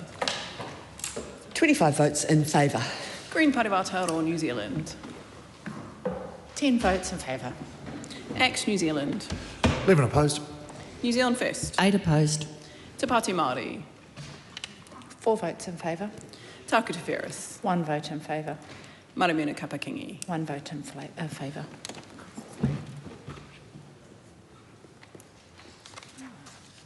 The ayes are 41, the noes are 67. The motion isn't agreed to. The question is that Ingrid Leary's tabled amendment to clause 49 inserting new subclauses 1B to 1D be agreed to. All those in favour say aye. Aye. To the contrary? No. The noes have it. Party vote has been called for. New Zealand National. 48 opposed. New Zealand Labour. 25 votes in favour. Green Party of Aotearoa, New Zealand. 10 votes in favour. Act New Zealand. 11 opposed. New Zealand First. 8 opposed. Te Pāti Māori. 4 votes in favour. Tāku Te Wheres. 1 vote in favour. Marumina Kapakingi. 1 vote in favour. The ayes are 41, the noes are 67. The motion is not agreed to. The question is that Kahurangi Carter's amendments to Part 3 set out on AP number 646 be agreed to. All those in favour say aye. Aye. To the contrary, no. No. The noes have it. Party vote has been called for. New Zealand National. 48 opposed. New Zealand Labour. 25 votes in favour. Green Party of Aotearoa, New Zealand. 10 votes in favour. Act New Zealand. 11 opposed. New Zealand First. 8 opposed. Te Pāti Māori. 4 votes in favour. Tāku Te Wheres. 1 vote in favour. Marumina Kapakingi. 1 vote in favour. I think I'm the reason why it's down to 10, because I'm not meant to be here. I'll just declare the result. Oh, yeah. The ayes are 41, the noes are 67. The motion is not agreed to. Point of order, Tracy McClellan. I just thought I could draw your attention to photos being taken in the gallery, and if you had any discretion to be able to do something about that. Well, she might have permission from the speaker, I suppose. You would say that you would expect people to operate with speaker's permission. Yeah, she needs permission from the speaker to do it. But it's for her to take responsibility for that. No, because you're not the speaker. No, but it's her, we'd expect you to take responsibility. Well, I mean, it's her personal responsibility to ensure is it's it? I'm just taking some advice. Yeah, I mean, I think the fact is that she needs to have permission to do it. Yeah. If she doesn't have permission to do it, she should leave. So just say that. Yeah. Permission is needed to take photos. So if permission hasn't been granted, then I'd ask the member to refrain. But thank you for raising that and bringing that to my attention. All right, carry on. Ingrid Leary's tabled amendment inserting clause 49A is out of order as being of uncertain legislative effect. The question is that Ingrid Leary's tabled amendment to clause 49 inserting subclauses 1B to 1D be agreed to. All those in favour say aye. To the contrary, no. No. The noes have it. Ayes have it. Party vote is called for. New Zealand National. 48 opposed. New Zealand Labour. 25 votes in favour. Green Party of Aotearoa, New Zealand. Te ko ngā poti whakaai. Act New Zealand. 11 opposed. New Zealand First. 8 opposed. Te Pāti Māori. E whā ngā poti whakaai. Tāku Te Whereas. Kotahi te poti e totoko ana. Marumena Kapakingi. Kotahi te poti e totoko ana. The ayes are 41, the noes are 67. The motion is not agreed to. Ingrid Leary's tabled amendment replacing clause 80(8) is out of order as not offering a serious alternative form of words. The question is that part 3 as amended stand part. All those in favour say aye. Aye. To the contrary, no. The ayes have it. Members, we now come to part 4. Part 4, this is the debate on clauses 101 to 135, persons under forensic compulsory care and persons on restricted orders. The question is that part 4 stand part. The Honourable Minister.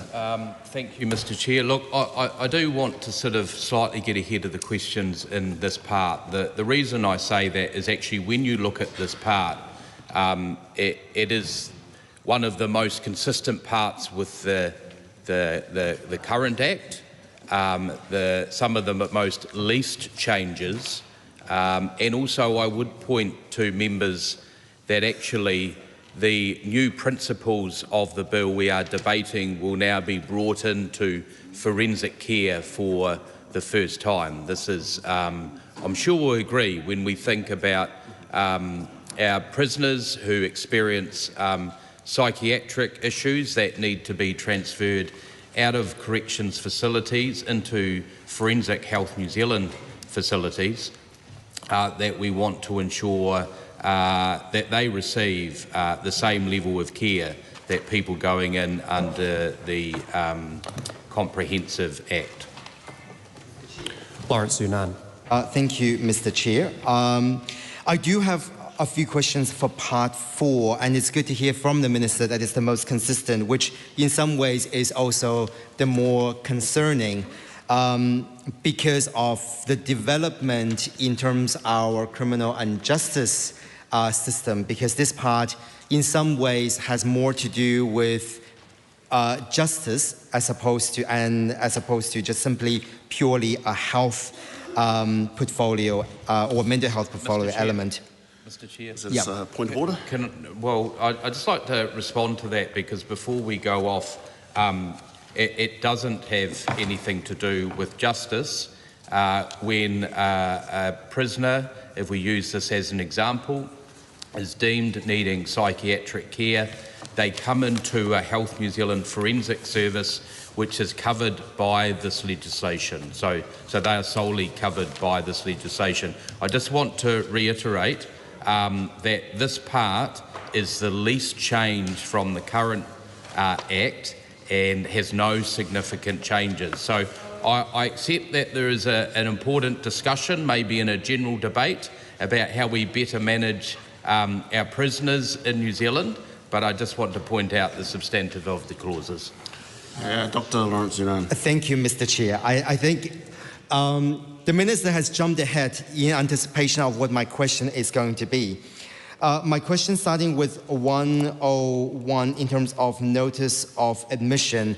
The reason I ask this is actually to do with the fact that we have just had a debate on the declaration of inconsistency when it comes to PPO and ESO. And this particular section, I think in reference to the Criminal Procedure Mentally Impaired Persons Act was a specific component of the consideration when we're looking at that declaration of inconsistency. So I want to check with the Minister then, when we are looking at this section in particular, has the Minister received any advice on the potential, contradiction with Section 26B or 26.2, I believe, of the Bill of Rights Act around double jeopardy? Is my first question. My second question is to do with Clause 103, collecting of biometric information.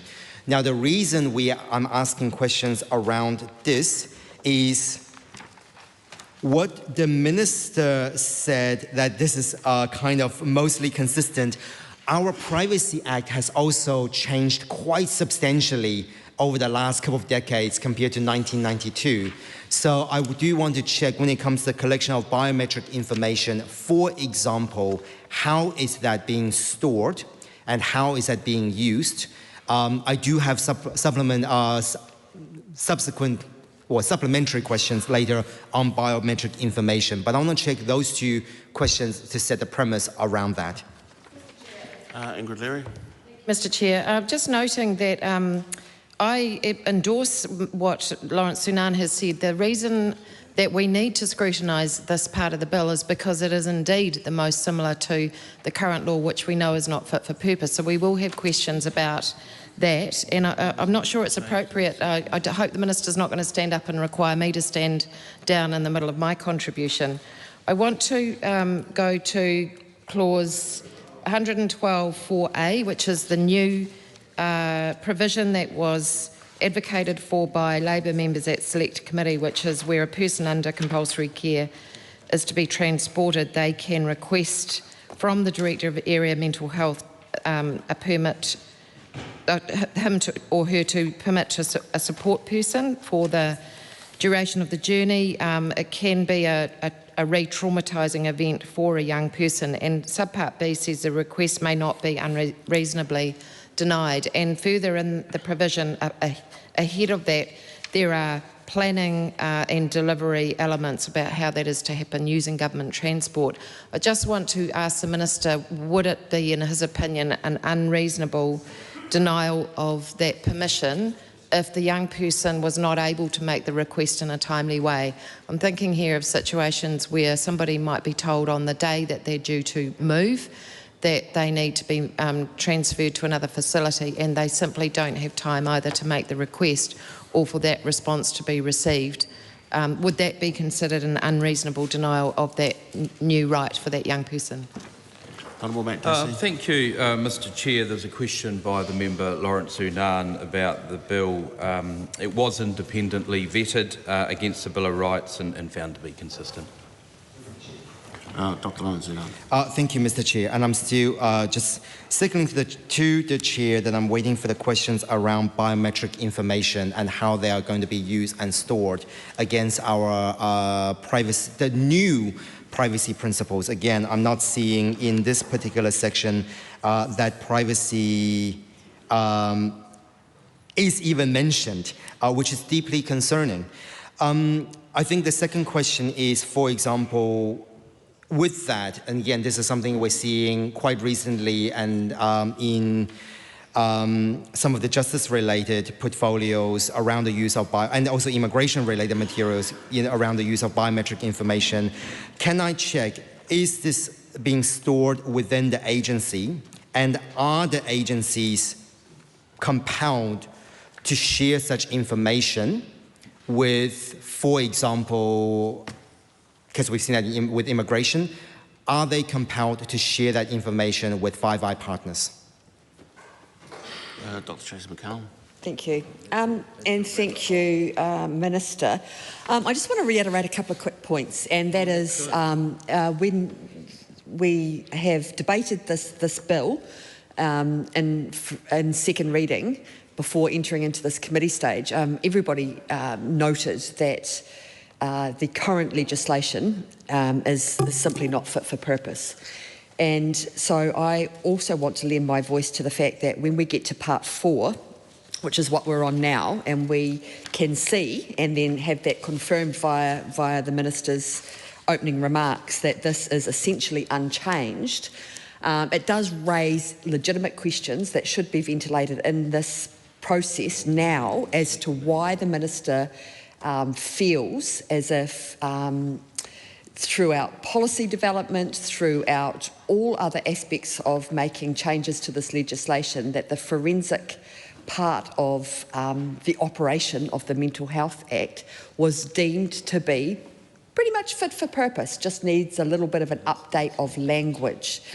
Because certainly from a prison perspective, and I appreciate the difference between this Act and the Corrections Act, but it is clear that there are many things that are not working in the health component of people that find themselves incarcerated into the corrections environment. And I would like to hear, and this is a perfect opportunity for the Minister to be able to just talk us through why he feels that there wasn't a need in this Part 4 to make any substantive changes that could have improved the way that this bill acts for real-life people in those environments.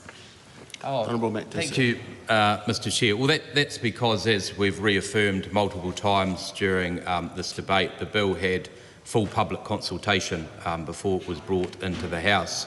I also took some comfort from the Select Committee in its recommendations, or potentially lack of recommendations, in this part. There was a question around privacy of Five Eyes concerns by the member Lawrence Zunan. The answer there is no. The issues here, the Privacy Act continues to apply for storage and sharing.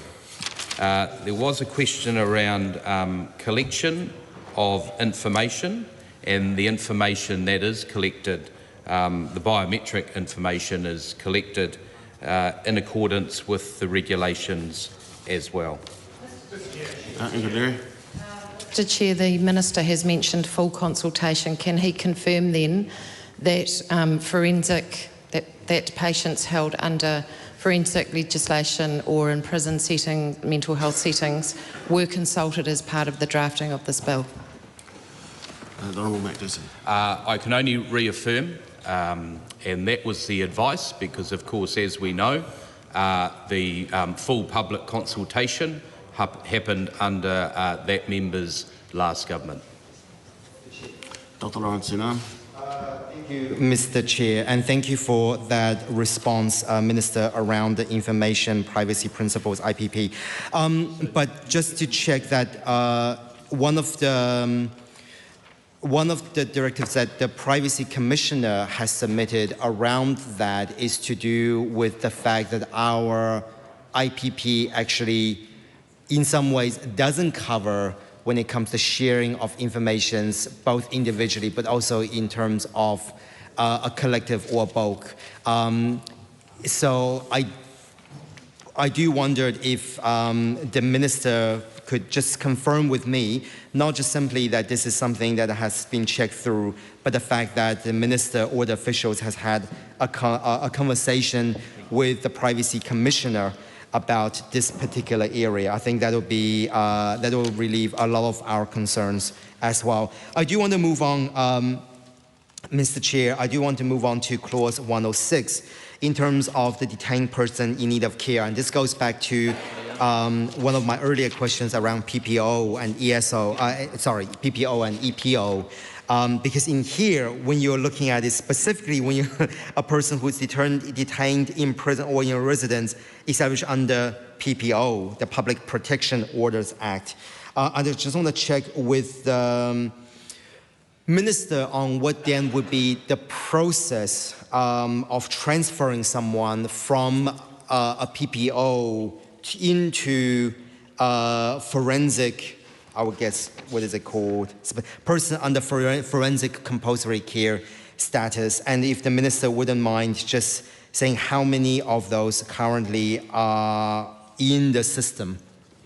Yeah, just to tie up the questioning around, Privacy Commissioner was consulted around the policy and made a submission. Mr. Chair. Dr. Hamish Campbell. I move that debate on this question now close. Sorry, Mr. Chair, I just want to seek clarity from you that we've got some outstanding questions. We are happy to, if the Minister wants, we're happy to move on, but then if the Minister in the future part wouldn't mind just be able to still respond to some of our current questions. I'm happy with that. You happy with that? Yeah. Dr. Tracy McCollum. I appreciate the Minister's previous answers. I just wanted to further dig into a little bit of context, the Minister said that the consultation had happened under the previous Labor government, and that's all very well and good. And obviously, we're very well aware that a lot of this work was initiated and instigated under a previous government, and the Minister has had the opportunity to add his 2 cents worth, so to speak, for lack of a better term. But the context is quite different now to what it was then in regard to forensic mental health, because the prison population has absolutely risen. There are clearly a lot more concerns about the forensic capacity within the prison system being able to cope with what is a booming prison population and all the requisite problems that forces on other types of less forensic but still mental health responses. So has the Minister engaged in any further policy development or any kind of consideration of a very, very different environment to what it was 3 years ago? And how can he assure us that this even touches the sides in terms of an appropriate forensic mental health component of this bill? As well traversed this repeal and replace, which is a once-in-a-generation improvement of the Mental Health Act, will equally improve care for those forensic patients that come outside the wire from corrections into a Forensic Health New Zealand setting. The question around, I suppose, capacity and ensuring we have the right number of beds, I would point the member to not only budget 25, $51 million specifically for more forensic mental health beds, and then budget 26 with $36 million specifically for more forensic mental health beds. The question is that Part 4 stand part. The question is that Part 4 stand part. All those in favour say aye. To the contrary, no. The ayes have it. Members, we now come to Part 5. Part 5, this is the debate on clauses 136 to 143, reviews, appeals and judicial inquiries. The question is that Part 5 stand part. And just before we move on to Part 5, just to assist those of us at the table as well, many of us were not at the Select Committee, so it can be appropriate for you just to mention that in your address, and then we can sort of deal with that. We can deal with it as that arises. But then also noting that we do have a minister who is engaging, so it is possible if you signal that you have a series of questions, you can just take a couple. I'll take a beat, and if the minister is going to engage, we can move forward that way, as opposed to jamming 10 questions right at the end, which then makes it harder for us to track up here. Ingrid Leary. Mr Chair, thank you. I'm looking at the first clause 136, which is tribunal reviews of persons subject to compulsory care. And this records where a mental health review tribunal can review the condition of any person under compulsory care. We've had a bit of a discussion in this House about whether compulsory care is appropriate in many settings, given there's no evidence of its therapeutic benefit. So my question is for 136 subsection 4. It says that if it appears for any reason that a status review is not taken place, the tribunal may review the person's condition, etc. Given that this is a bill about safeguarding, wouldn't it be better to have the word must there? Because under this bill, people are entitled to those reviews of their compulsory care.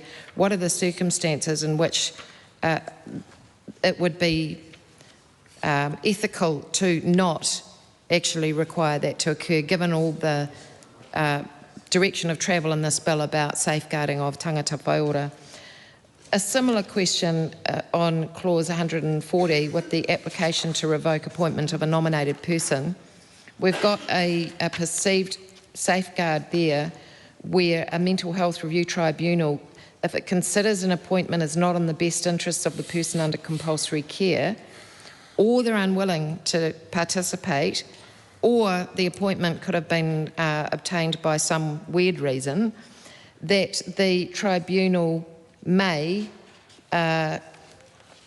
basically revoke the appointment of that person. Now, again, if we're really interested in the rights, the human rights of tangata whaiora, wouldn't it be better just to change that word to must?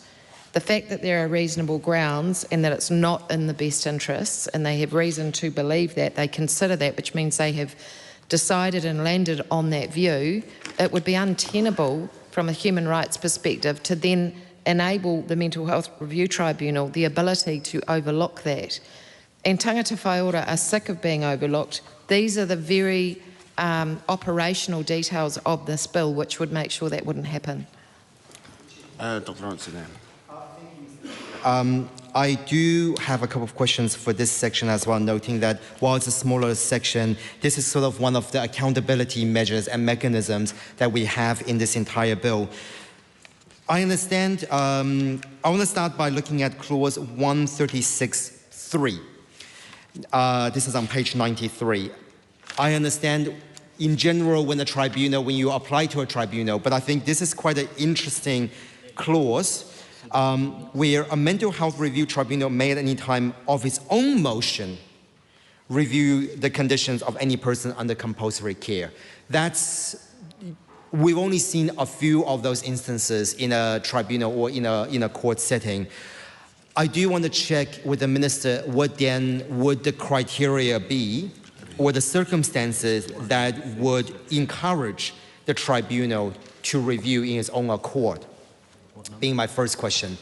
My follow-up question is, usually when we see tribunals or courts, the tribunal itself cannot undertake any additional research. One of the few examples where you have the ability for tribunal to also undertake its own research is the Waitangi Tribunal.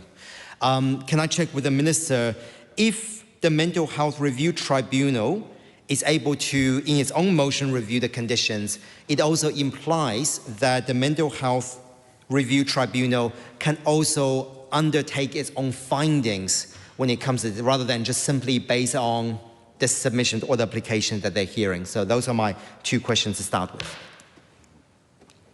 Dr. Luxon. Mr. Chair, I do believe that if the minister is waiting to get some response, that's totally fair. But we would be keen to at least get one engagement from the minister for this part, because we do have a couple of questions on this. I want to check with the minister when we're looking at clause 139, subclause 5. This is page 98. At the conclusion of the review, Mental Health Review Tribunal must record its findings, stating the following. But what I want to check, and what is not clear as far as I can see at this stage, is whether the conclusion of the review and the findings by the tribunal is binding, or is that just simply a recommendation? If it's binding, that's clear. If it's simply a recommendation, who then will take that recommendation further as a result of that? Honourable Matt Dacey. Thank you very much, Mr. Chair. Just in response to those questions from Lawrence Zunan, my expectation that the tribunal would use its authority to ensure that it does have all the relevant information about the review. If you're asking the first question about their ability to seek and undertake their own activity to require that information, that would be my expectation. And to the latter, yes, because ultimately we want the review, the tribunal, to make a decision. Okay, the question is that part 5 stand part. All those in favour say aye. Aye. To the contrary, no. The ayes have it. Members, we now come to part 6. Part 6, this is the debate on clauses 144 to 181, administration and public assistance. The question is that part 6 stand part. Mr. Chair. And good Larry. I'd like to look at clause 164, appointment of mental health review tribunals. We did have the amendment paper that landed on the table at the 11th hour, which has made a change to this, which says after clause 164.6, there should be an insertion about nothing in the section prevents the appointment of a member of the Forensic Mental Health Review Tribunal to the Mental Health Review Tribunal. And in 164, we have a list of up to 4 appointees that can be made by the Minister. They include legal experts, health practitioners, people with lived experience and so on. Was the addition of this an afterthought where it is common practice for a forensic mental health review person to be on there and we've just forgotten to put it into the bill? Or is there another reason why we're having this late stage amendment? Because it could conceivably raise issues of conflicts of interest insofar as the forensic mental health side of things being around forensic mental health versus mental health and not having the forensic element. So I'm wanting to understand, is it an oversight that's already in common practice, or are we trying to extend something here so that there is greater synergy but perhaps less transparency depending on how it's safeguarded in the bill? Thank you, Mr. Chair. I think it's a valid question just to assure the members a small technical change that provides clarification. Dr. Ransunan. Thank you, Mr. Chair. I think this is a particular section that has quite a few amendments from the Minister. So I do want to go through some of them. And my colleague Ingrid Leary has gone through the first one around clause 164. I want to now move on to, 164 and 174. I actually again want to move on to 175. This is on page 113. And just to signal to you, Mr. Chair, that we might have other questions, but we do want to address the Minister's amendment paper 648 first. So in clause 175, what we're seeing is an insertion of 2 additional parts. And I do want to check with the Minister. I see that in the explanatory note that it just says it provides it with more functions and powers, but it doesn't actually address the fact of why the Minister considered that these are important to include last minute. So if the Minister wouldn't mind just elucidate the House on how this particular bit came about, and I may have further questions based on the Minister's response. Ingrid Leary. The Minister could just clarify, since he said it was a clarification, is it currently practice for that forensic member to be able to be on the tribunal under the current Act, and does that currently happen in practice? Dr. Lawrence Zenon. Thank you, Mr. Chair. So I will continue to look at some of the other sections, but I want to then now first go back to an earlier section. And this is something that is of interest and something we actually discussed yesterday in a separate bill, which is around fees and travel allowance. So this is clause 172, page 112. The reason I want to look at this part is I want to check, because this came up in the Regulatory Systems Tribunals Amendment Bill. Can I just check if the Minister wouldn't mind just clarifying, are the members on the Mental Health Review Tribunal, are they employees or are they contractors? Because that did came up yesterday in terms of referees and adjudicators. And there's a level of consistency that's expected that they're all now going to be contractors and not employees. So if the Minister wouldn't mind clarifying that, that'll be greatly appreciated. I do want to check on a separate section of this bill, and that's to do with, that's more to do with appointment of the Mental Health Tribunal, the Mental Health Review Tribunal. Can I just check, and again, this is something that came up previously, and I'm looking at clause 168, subclause 2, which is that the duty of each member who is a lawyer must be a lawyer, and the deputy... are you looking at clause 160 now? 168. 168. Yeah. Page 111. I do apologize, I'm jumping just a little bit, Mr. Chair, because I want to check the Minister's amendment first before going back to earlier sections. One of the considerations I had before is the capacity of the pool of people who are able to fulfill a particular role, and that came up yesterday, I believe, as a part of the occupational regulations amendment bill.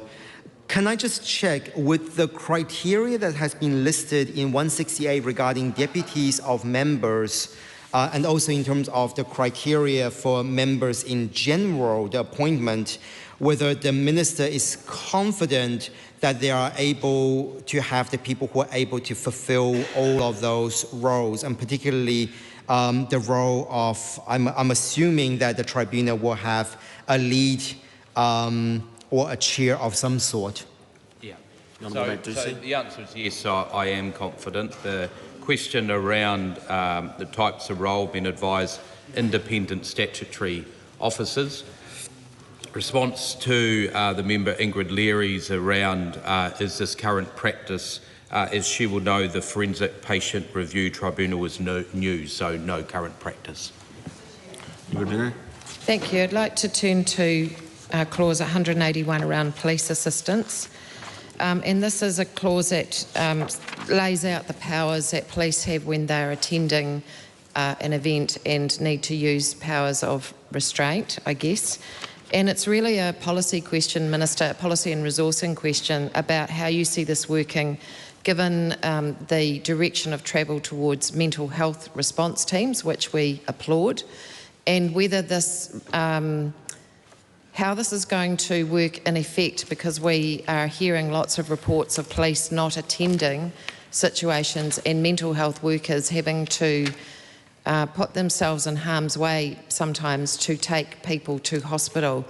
Now, they are clear they don't want to have additional powers of restraint. That is not their core job. Their job is to support tangata whaiora, and yet there are often powers of restraint needed. So I can see these laid out in page 100, clause 181. How does he see this working where police are infrequently attending these events? We know that they are not necessarily declining to attend. Often they're just saying to mental health workers or families, call us back in 10 minutes, call us back in half an hour, let us know how you're going. And workers are telling us in the end they're just having to unilaterally make those decisions and try to get people into vehicles, sometimes for 4 or 5 hour drives to hospitals in rural areas like the Lower South Island. It's of great concern to mental health workers. And I'm wondering if the provision somehow could be future-proofed, or does it need to have a reference to mental health response teams as a way of making sure we're not back here doing something with an omnibus bill? Yeah, look, I welcome that question by the member. It's a very important topic. I suppose it starts to stray into the question of how we operationalise the bill.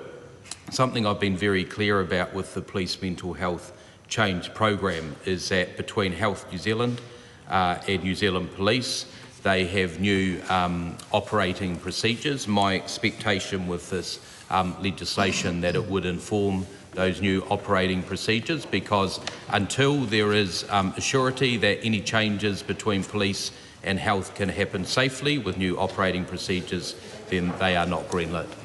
Dr. Lawrence Zinan. Thank you, Mr. Chair.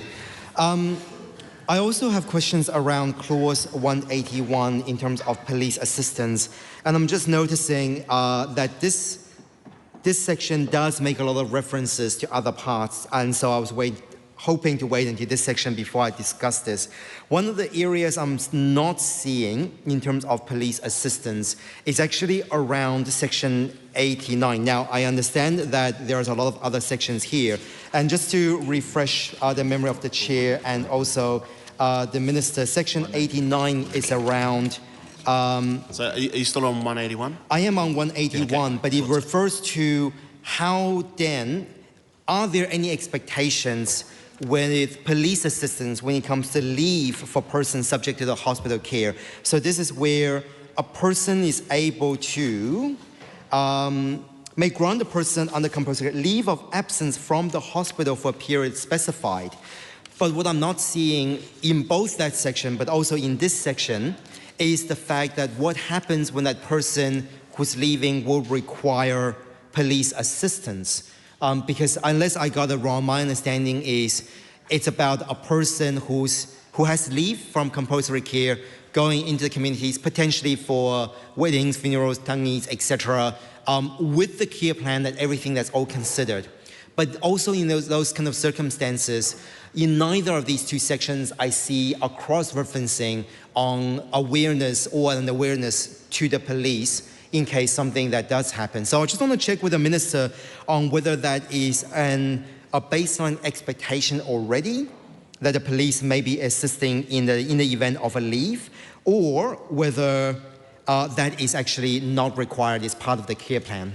Yeah, look, a good question. I suppose where slightly gets conflated when we talk more broadly about operations between police and health, that will be in response to those under the Compulsory Care Act, and of course those in mental distress who are not under the Act as well. But I think it points to more an operational issue, as you know, with New Zealand Police and also health, the expectation when there may be a risk to the individual or others, and how health work with police. Mr. Chair. Carl Bates. On this question, now close. Thank you. Thank you to the Minister for his answers. The wording of 181 is really interesting because it's written passively around the words that somebody is believed to be, and then there's the question of whether they should be under the Act. And currently one of the problems that we have is that it feels to mental health workers that the final decision about whether that person needs restraint or not is being made by police rather than by a clinician. I'm guessing that the wording is deliberately silent on that so that those protocols can be established, but I wonder if the Minister could just point to exactly where the determination will be made about in whose belief those decisions will be made, because what we're seeing is tangata whaiora falling through the cracks, family falling through the cracks, because the opinions of mental health workers are seeming under the protocol sometimes to fall secondary to the non-clinical decisions being made by police.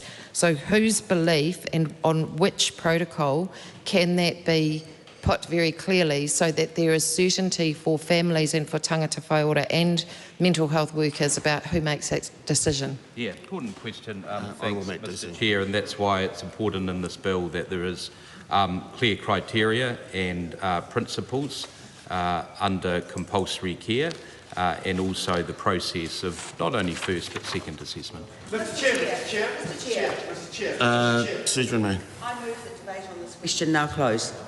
Question is that debate on this question now closed. All those in favour say aye. Aye. To the contrary, no. The ayes have it. Party vote has been called for. The clerk will conduct the party vote. New Zealand National. 48 in favour. New Zealand Labour. 25 votes opposed. Green Party of Aotearoa, New Zealand. 11 votes opposed. ACT, New Zealand. 11 in favour. New Zealand First. 8 in favour. Te Pāti Māori. 4 votes opposed. Taku Te Wheres.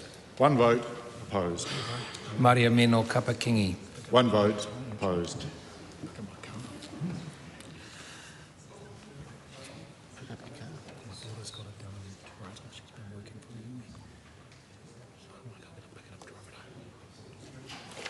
The ayes are 67, the noes are 42. The question is agreed to.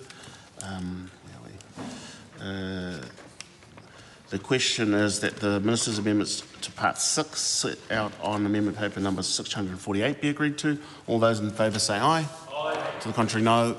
The ayes have it. The question is that Part 6 is amended stand part. All those in favour say aye. Aye. To the contrary, no. The ayes have it. Members, we now come to Part 7. Part 7, this is the debate on clauses 181 to 201, powers and offences. The question is that Part 7 stand part. Mr Chair. Ingrid. I'd like to go straight to the amendment paper that was dropped onto us very late in the piece. And this does go to the question of police powers, which are important when it comes to human rights, and we have not been able to see this at Select Committee. I noticed that clause 182, police powers in relation to person appearing to meet compulsory care criteria in a public place, has been changed. And there's an addition in there after 182, after line 35, to say, subclause 7, however, the constable must immediately release the person when the constable no longer has reasonable grounds to suspect that the person may meet compulsory care criteria. And then if they do that under subpart 8, they must record the reasons for their suspicion of that, and they must record their reasons for releasing them. This goes a little bit to the questions we had under the previous section, under whose belief is involved with persons making decisions about putting somebody under the Act. And whereas previously it appeared to be around police and health protocols, it's very clearly spelt out in this amendment that this is on the constable. And the question I have for subpart 7 is whether the constable is the right person and whether there needs to be any conferring or consultation with a health practitioner or others involved in that person. I know that it's in a public place, but it does seem to be quite a burden that's put on a constable who is not a clinical person. And my worry isn't that the constable won't release the person, because that could be exactly the right thing to do. My worry is that we're starting to conflate clinical decisions that should be made by clinicians onto police who are in charge of restraint and not clinical decisions. There's also 2 different test levels in here where it says that the constable no longer has reasonable grounds. So we've got the reasonable grounds test, which is a well-established legal test, but then we also have record the reasons for their suspicion that the person may meet the compulsory care criteria. There are 2 different thresholds there, and I wonder if the Minister could please explain why that language is different in the subparts rather than being consistent. Are they 2 different thresholds? Yeah, I just point the member to the principles of the bill. First, least restrictive practice, and also bringing in the new decision-making capacity, the acceptance that decision-making can fluctuate, and then applying least restrictive practice. And this part of the bill points that out in context of police. Dr. Ingrid. So there's the second part under Part 8, where they have reasons for suspicion, is a lower threshold than having the reasonable grounds in Part 7. It's inconsistent. So is the Minister saying that... Can you point to the clause? So this is in the amendment paper, clause 182. Right.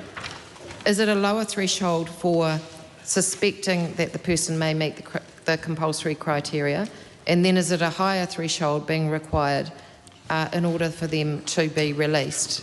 And if so, how does that accord with the principles of the bill? No, but I would also expect police, where appropriate, to seek advice from DAOs or duly authorised officers to help inform their decisions. Dr. Lawrence Inan. Want to speak to the Minister's amendments, starting with 182. And I'm just trying to get my head around the interactions between the Minister's amendment and the existing process. So essentially, when we're looking at the new clause, Clause 7 in the Minister's amendment states that the constable no longer have reasonable grounds, must immediately release the person. That's understandable, that's fair, but we also see the same wording in Clause 182, subclause 3. So my understanding of the process is a constable finds a person, detains the person, then the constable in subclause 6 may detain that person for 6 hours, or however it takes to get an assessment under subsection 2 or subclause 2.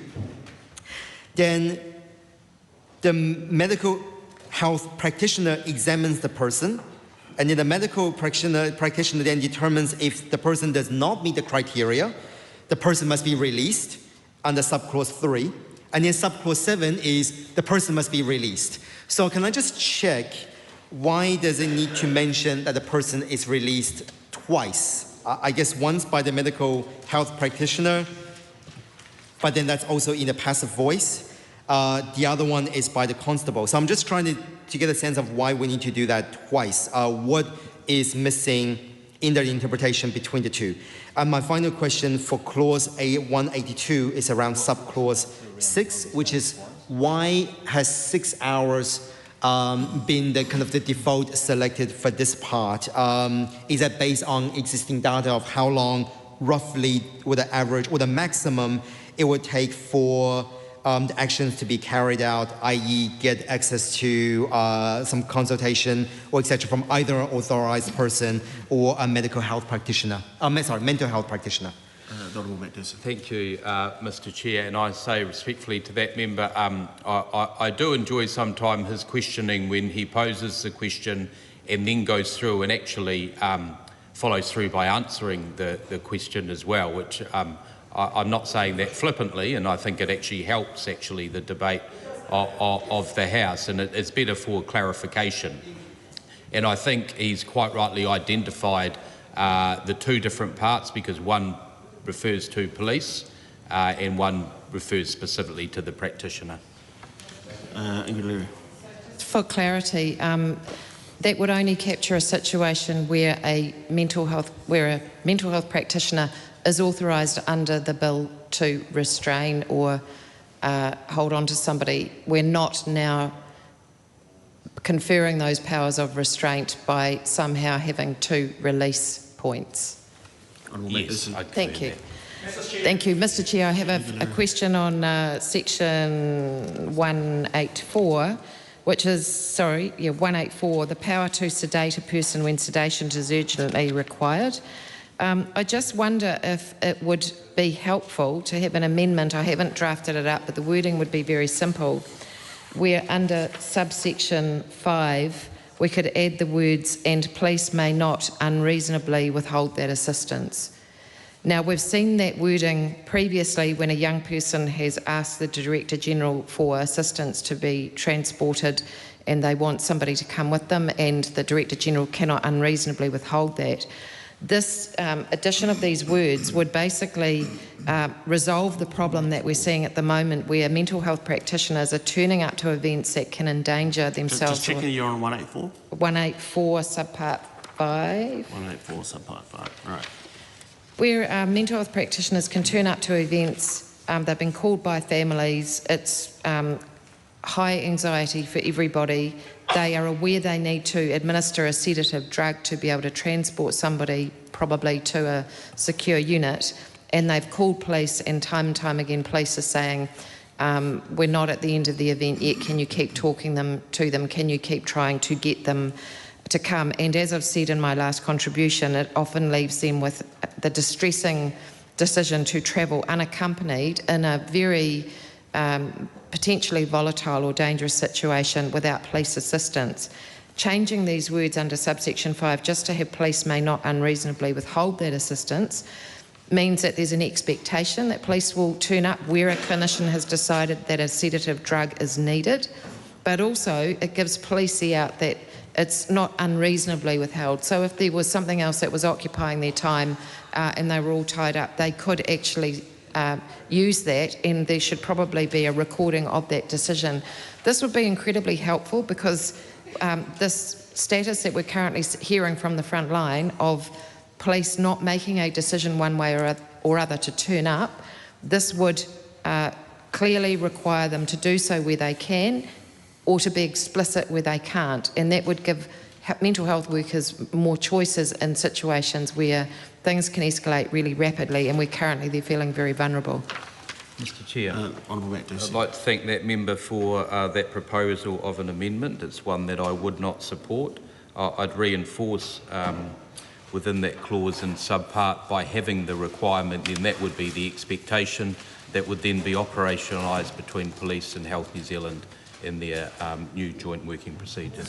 Ingrid, before I take the next call, just to note that this is about penalties and offences. So there's considerable amount of weight in this particular part. So having considered questions is a good thing for the process. Thank you, Mr Chair. I'll turn now to the offences under 190, which is about neglect or ill treatment of people. Again, recent events would say that this is something that may seem archaic, and yet is all too often happening for us, not just in the abuse and care, but very recent events, and we don't now know how systemic this is around the country. And so my question is for clause 190 to 199, where we're talking about intentionality. Is recklessness captured? What is the threshold? And if it isn't captured, should it be captured so that we can make sure we are really safeguarding our most vulnerable people? Dr. Lawrence-Zinan. Thank you, Mr. Chair. I think I want to first seek a clarification from you. Now, a few days ago, we've heard from the Speaker's guidance that the expectation is for us to have fulsome debates. Now, we have seen that, you know, as we're moving on to this, move through this bill, we do look at the operational elements. Point of order? Yes, sorry. Okay. I'm going to start with, in that case, I will start with the point of order. Okay. Yeah, just to clarify from, if the Minister wouldn't mind providing clarifications, but I do find it disruptive and concerning when the government side is trying to shut down a debate for a very important part on offences. We haven't repeated questions. We're speaking to the Minister's amendments, and yet I just feel like it is actually inappropriate based on the Speaker's guidance, and I'll seek your clarification. Well, we are dealing with penalties and offences, which does have considerable amount of weight to it. So we are open to considered questions because of the importance of this particular part as well. And I'd like for all members to be aware of that. But also, it is possible to keep the questions short as well, so we can move through methodically as well. Dr. Lawrence-Zinan. Thank you, Mr. Chair. I appreciate that. My first question is on clause 184, and this is to do with clause 184, subclause 2. This is the only time that I see in this whole section where paramedic is mentioned. However, we don't see paramedic being mentioned in any other subsequent clauses, including the ability for paramedic to call police assistant under subclause 4. Can I check with the Minister? My first question is, does it mean that paramedics do not have the ability to do that, or is the ability for paramedic to call police assistant covered under another legislation? My second question is around the Minister's amendment 187, power for nurses if urgent assessment is required. And again, this is to do with the fact that nurses must immediately release. That's perfectly clear. But what we don't see is, for example, similar insertions in clause 185 or clause 186. Can I assume the Minister's insertion in clause 182 on medical examiners need to immediately release and the police need to immediately release covers subsequent sections? I note that the Minister said that I sometimes answer my own questions. If the Minister would just even like to nod, then I know that it's covered. You're doing well. Cool. That's helpful. I would like to move on to now offences section. And I want to start by clause 190A to 190C. So this is where a responsible practitioner commits an offence. I want to test two questions over here. Whether are we looking at based on what the other, what my colleague Ingrid Leary has asked regarding recklessness, are we looking at limited or strict liability here, being my first question? And my second question is, it specifies an individual, i.e. the responsible practitioner, but what happens if there are individual, which is a part of a hospital system, etc., due to resources, is actually not, they're the person who is responsible, but they're not quote-unquote company that is responsible. So normally we do see two tiers when it comes to fines, or when it comes to offenses or with a fine attached to it. So those are my 4 questions for the minister so far. And just to very quickly recap, the questions around paramedics, the questions around minister's amendment to clause 187, and my 2 questions around clauses 190A to 190C. Thank you very much, Mr. Chair. Look, some of the questions around, quite rightfully, around offences, penalties around neglect are quite timely. As we've stated, this bill meets 10 of the abuse and care recommendations. I would like to acknowledge the substantive work that the committee did on this part as well, which I think brings it up to a threshold that actually New Zealanders would expect as well. There are already regulatory making powers to create further offences, and as we would expect under registration, complying with the respective regulatory body for their workforce, as well as the HBCA Act. Look at quite a problematic, in my view, section, which is the powers of nurse if urgent assessment required. That's 187.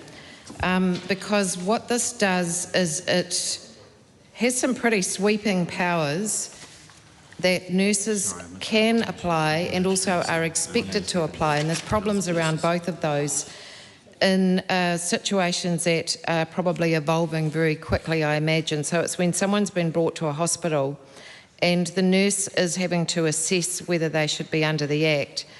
The first question I have is that 187B1 that talks about there are reasonable grounds to suspect the person may meet. Previously that was that they believed that the person meets. So these words have been changed and given more sweeping powers to the nurse. And then they have also opened the door even further by saying that informing their belief that a person may meet the compulsory care criteria, the nurse can seek the advice of an authorised person in section 178. And section 178 basically just has an authorised person as being someone who is a kind of point of contact for the tangata whaiora. And what I see here as possible is that the first issue really is that a nurse who isn't aware of the circumstances is possibly going to put very heavy weighting on the authorised person. There don't seem to be safeguards around that, and we've got the diminishment of the threshold through the words suspect and may meet rather than the original words believe and meets. And I'm not clear whether we actually saw that in Select Committee, because sometimes we're told these things are technical changes, but I'm sure, Mr. Chair, you'll appreciate that that does open quite broadly the powers of the nurse. The other bit that's very problematic for me is then we have in subsection 3 the words, the nurse may detain the person where they are or take the person to some other place. And this goes again to the real concerns that mental health staff and nurses have, that they don't, unless it's under the provisions of this bill, normally have powers of restraint, and they don't want them because their job is to provide care and support. And when they now have a duty to detain a person, I mean, it's not a duty, it says may, it's going to put them in a really difficult position where they're expected to do what's essentially a policing function. And We've heard some first responders, for example, talk about wanting to wear stab-proof vests, and we've had other unions say to us that's the last thing they want. That is not their job. That is not why they went into healthcare, and this really muddies the water. So I'm wondering if the Minister can please respond to both of those concerns. Honourable Matt Ducey. Thank you very much, Mr Chair. So for nurses' power under 187, the nurse does not decide if the person comes under the Act. I'd also refer the member to looking at the recommended change more specifically under 182 and how this update is to align with that. Coming back to the principles of the bill around least restrictive practice as a principle, but also the requirement that the nurse will need to record and report the reasonable grounds, and for that reporting to be provided to the Director of Area Mental Health Services. Dr. Lawrence-Nunn. Thank you, Mr. Chair. Just noting that I am still, I'm on the offences section and I'm waiting for the Minister's response regarding my two questions there and also my questions on paramedic. I want to just ask one more question around this, because what we are seeing, I'm assuming, is different severities between 190A to 190C as well, where we're looking at in 190C knowingly provide. In that case, we're looking at, from a mens rea perspective, intention, I'm assuming. Just want to double check with the Minister if that is the case, whereas potentially 190A and 190B, as per my colleague Ingrid Leary's question, could be around recklessness, which has a much lower threshold if you're looking at the hierarchy of mens rea. I do want to move on to, I guess broadly, if we're looking at 193, 195, and 196, these are the clauses on page 125 and 126. Others may have questions on the detail of those, but then what we're seeing across those is the inclusion of an individual and for any other person. And I just want to specify in that case that any other person refers to a legal person, but not necessarily an actual person, if that is the correct interpretation of that. My final question for this contribution, Mr. Chair, is around infringement offences. While the other sections in terms of offences have a detailed amount of fine, what I'm not seeing in this section, and this is to do with more around infringement notice, that there hasn't been I guess, an amount being given for infringement notice here. Is that intentional or is that covered under another act? And those are my few questions for the time being. Yeah. Honourable Matt Ducey. Thank you very much. I mean, to answer that question specifically, we've tiered penalties when offences are set by regulations. And just going back, in fairness, I think we did move on from, was it clause 184 around the paramedics, and first and foremost that clause in the context is emergency as well. In practice, paramedics should request advice and assistance from the authorised person. That's covered under clause 178. Authorised persons can advise on steps under the Act and request police assistance if required. This is an important safeguard, builds back to that primary principle of safeguarding.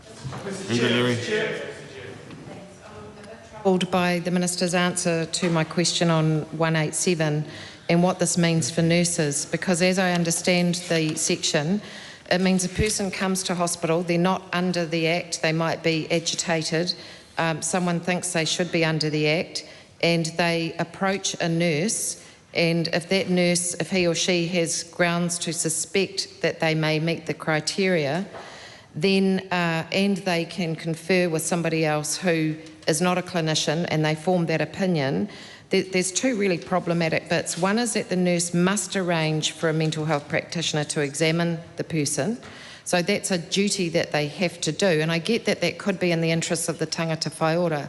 But if we couple that with the Minister's response around the nurse may detain the person or take the person, that's a huge burden on a nurse now to be detaining someone who isn't under the Act. And my question is, what power do they have to be able to use their discretion to detain the person? Because that is a fundamental restraint and power and infringement on another's human rights. Is this going to stray into the territory of some kind of citizen's arrest? Where is the authority for that detention that they would be exercising? Because although it says may not must, there will be pressure on them to do it because of the application of subsection 2, which says the nurse must arrange.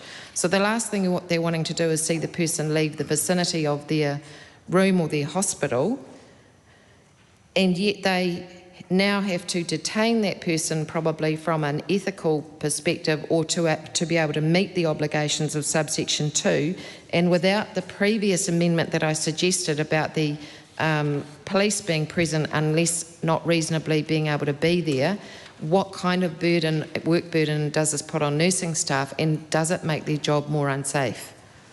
Honourable Matt Ducey. Oh, thank you very much, Mr. Chair. The expectation, and I suppose we are moving into an operational area as well, but there would be an expectation from the nurse to seek advice from the authorised officer. It is at times because it is publicly available or in the media when people leave environments and the ability to be detained or not. Mr. Chair. Thank you, Mr. Chair. Just seeking the Minister just around some of the questions I have earlier regarding legality, some of the terminology is being used. I do appreciate the Minister's response to my question around infringement notice. My next question is around clause 200, use of force. And it's just a simple clarification from the Minister that this particular one simply refers to a person. Can I check in that interpretation? Is the person, sorry, this is page 129, line 15, clause 200.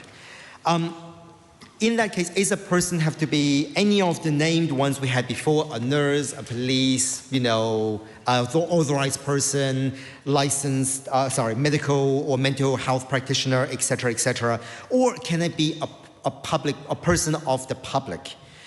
Can anyone do this? Because it doesn't specify.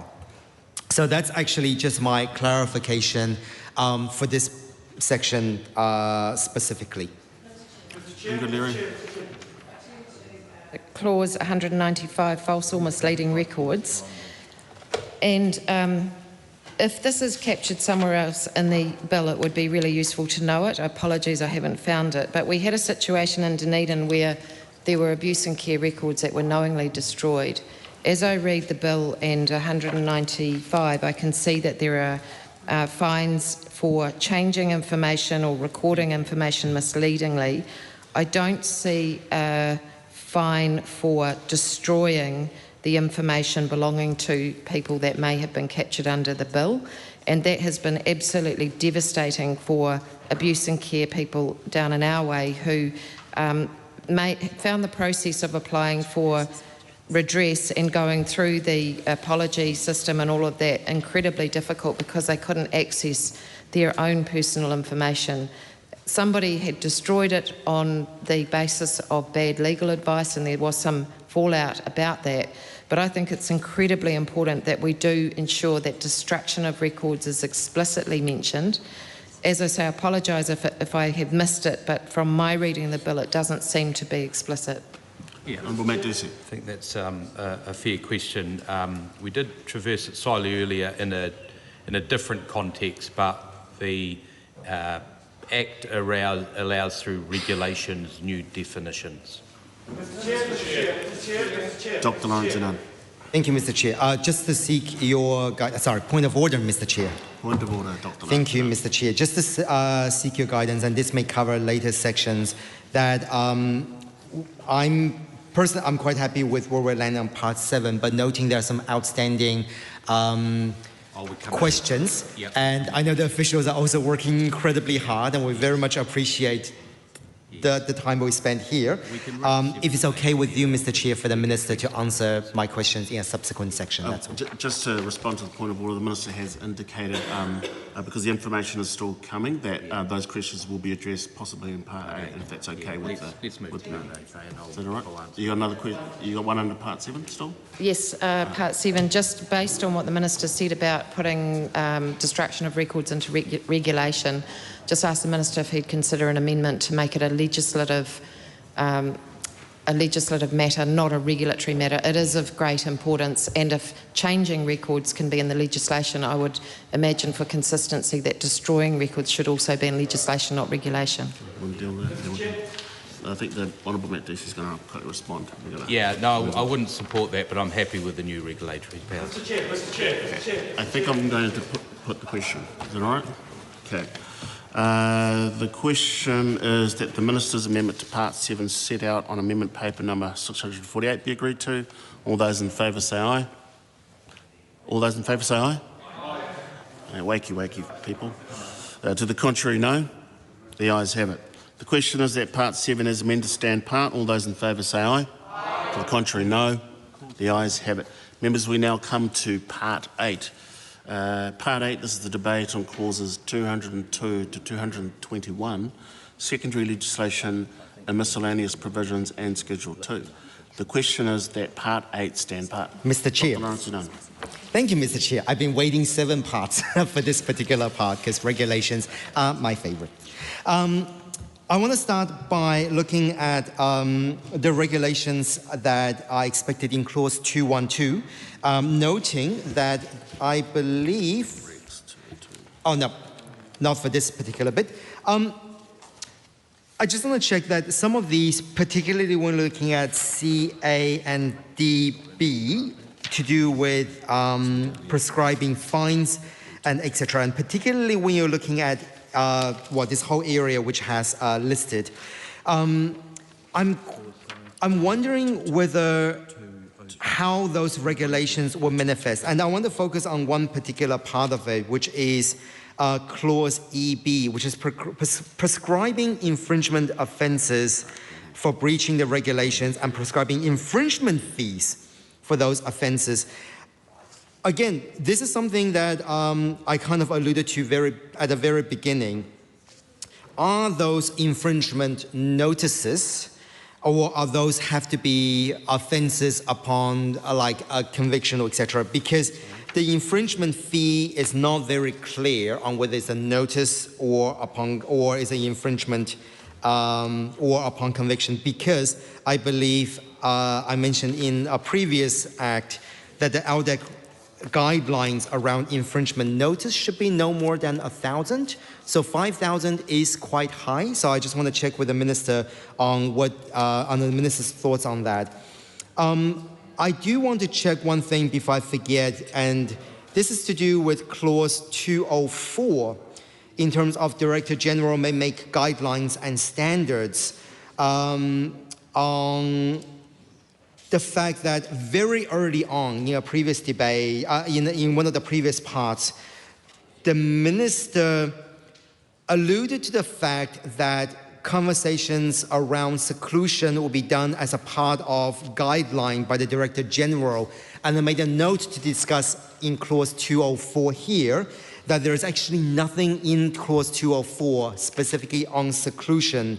Can I just check if the Minister is happy that it falls under the existing A and B general guidelines, or are there going to be specific standards that the Minister expect when it comes to seclusion? Sorry, Mr. Chair, my final question is mainly just to do with the fact that when I'm not seeing clause 202, because again, this is quite a new legislation, there's a lot of part of this will be done under secondary legislation, it is often prudent with any sort of regulatory making power for there to be at least a review clause by the minister that says that the minister can review secondary legislation at any time or must review a legislation within 5 years or 3 years. So I just want to check whether the minister already intending on how they will be reviewed once they've those regulations have been established. Honourable Macdusi. Thank you very much. Just going back to the question of Clause 200 and who can exercise the power. So the first principle, it's not a general power to use and force. But what I would also point out, if I remember rightly, and I'll be corrected if not, Clause 200, Subpart 2, references a number of clauses. Within those clauses are the prescribed people who can use that force or roles I would use. For example, use of force can be used under 181 Subpart 2 and 186 Subpart 1. Any person limited to the police in such situation. The question around forms, I suppose as a high-level position to start off with, where do you start and where do you stop? There is probably a large number of forms in our health system, and sadly a large number of paper forms are still used as well. But what I would refer the member to is Subpart 2, if the Director General or the Director specifies a form, it must be used. Mr Chair, this section is a really useful section if we want to strengthen the operation of the bill. This is what was missing, I think, from the abuse and care. There were so many process lapses, so little record keeping, destruction of records, but also so few requirements on the state and those charged with the care of people to have processes in place to keep people safe. And there's a really ideal opportunity here to provide strengthened safeguarding, which we would welcome. So I do have some amendments on the table, particularly around clauses 211 and 212.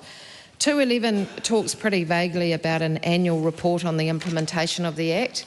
We've heard the Minister say clearly that he recognises that reducing and ultimately eliminating seclusion will require planning, workforce development, service redesign and so on. And we think that if a report was required to be published that promoted the transparency and accountability around that, and that it was required to be presented to the House, that would be a significant strength to this bill in the absence of there being another way of ensuring that seclusion will be tailing out.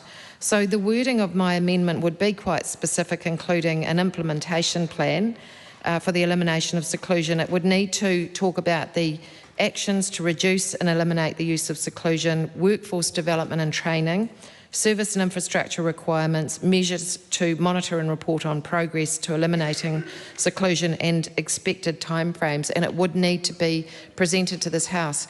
If the Minister has the confidence that he appears to that New Zealand will move in this direction, and he's talking about a similar plan being available in 2027, but without those legislative teeth, our plea to the Minister would be, why not adopt this amendment and give that the legislative teeth that will provide the safeguarding and the confidence of tangata whaiora that we are going to move away from seclusion even though it hasn't been sunsetted.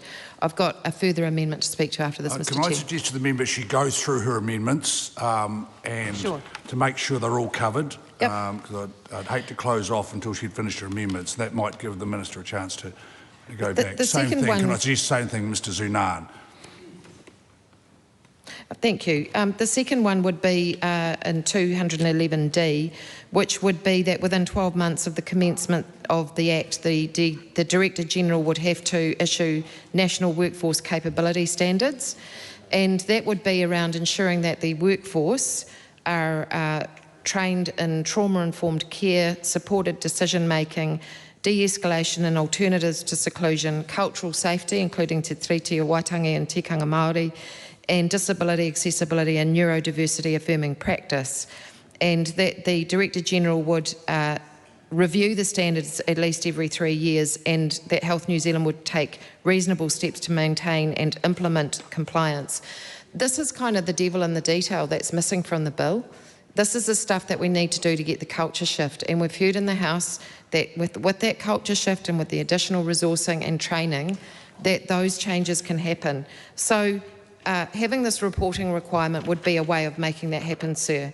I also think that 212 should be amended so that the Director General must actually review the Act, and that the review should be around reducing and eliminating the use of seclusion, but also reviewing whether the Act is having disproportionate impacts on Māori, Pacific people, disabled people, young people and other population groups. We've heard that they are implicitly protected by the new provisions in this bill compared to the status quo. But if we don't monitor that, how do we know that they actually are? So if we're not going to explicitly protect them, let's at least monitor and evaluate so we can understand the impact on those vulnerable populations. In clause 212.2, I would replace every 5 years with every 5 years after completion of the first review, because we know that although there might be the best intentions of the world to try and get seclusion, it sounds like eliminated perhaps by the end of this decade, we are kicking the can down the road effectively by not sunsetting, and so having those reviews is really important. I'd also like 212A to insert a requirement for a government response to the statutory review, so that when that happens, there is a formal response to each statutory review of the Act within 6 months. Again, this is just about strengthening parliamentary oversight and providing continuous improvement in the implementation and operation of the Act. I have questions on other parts too, Mr. Chair.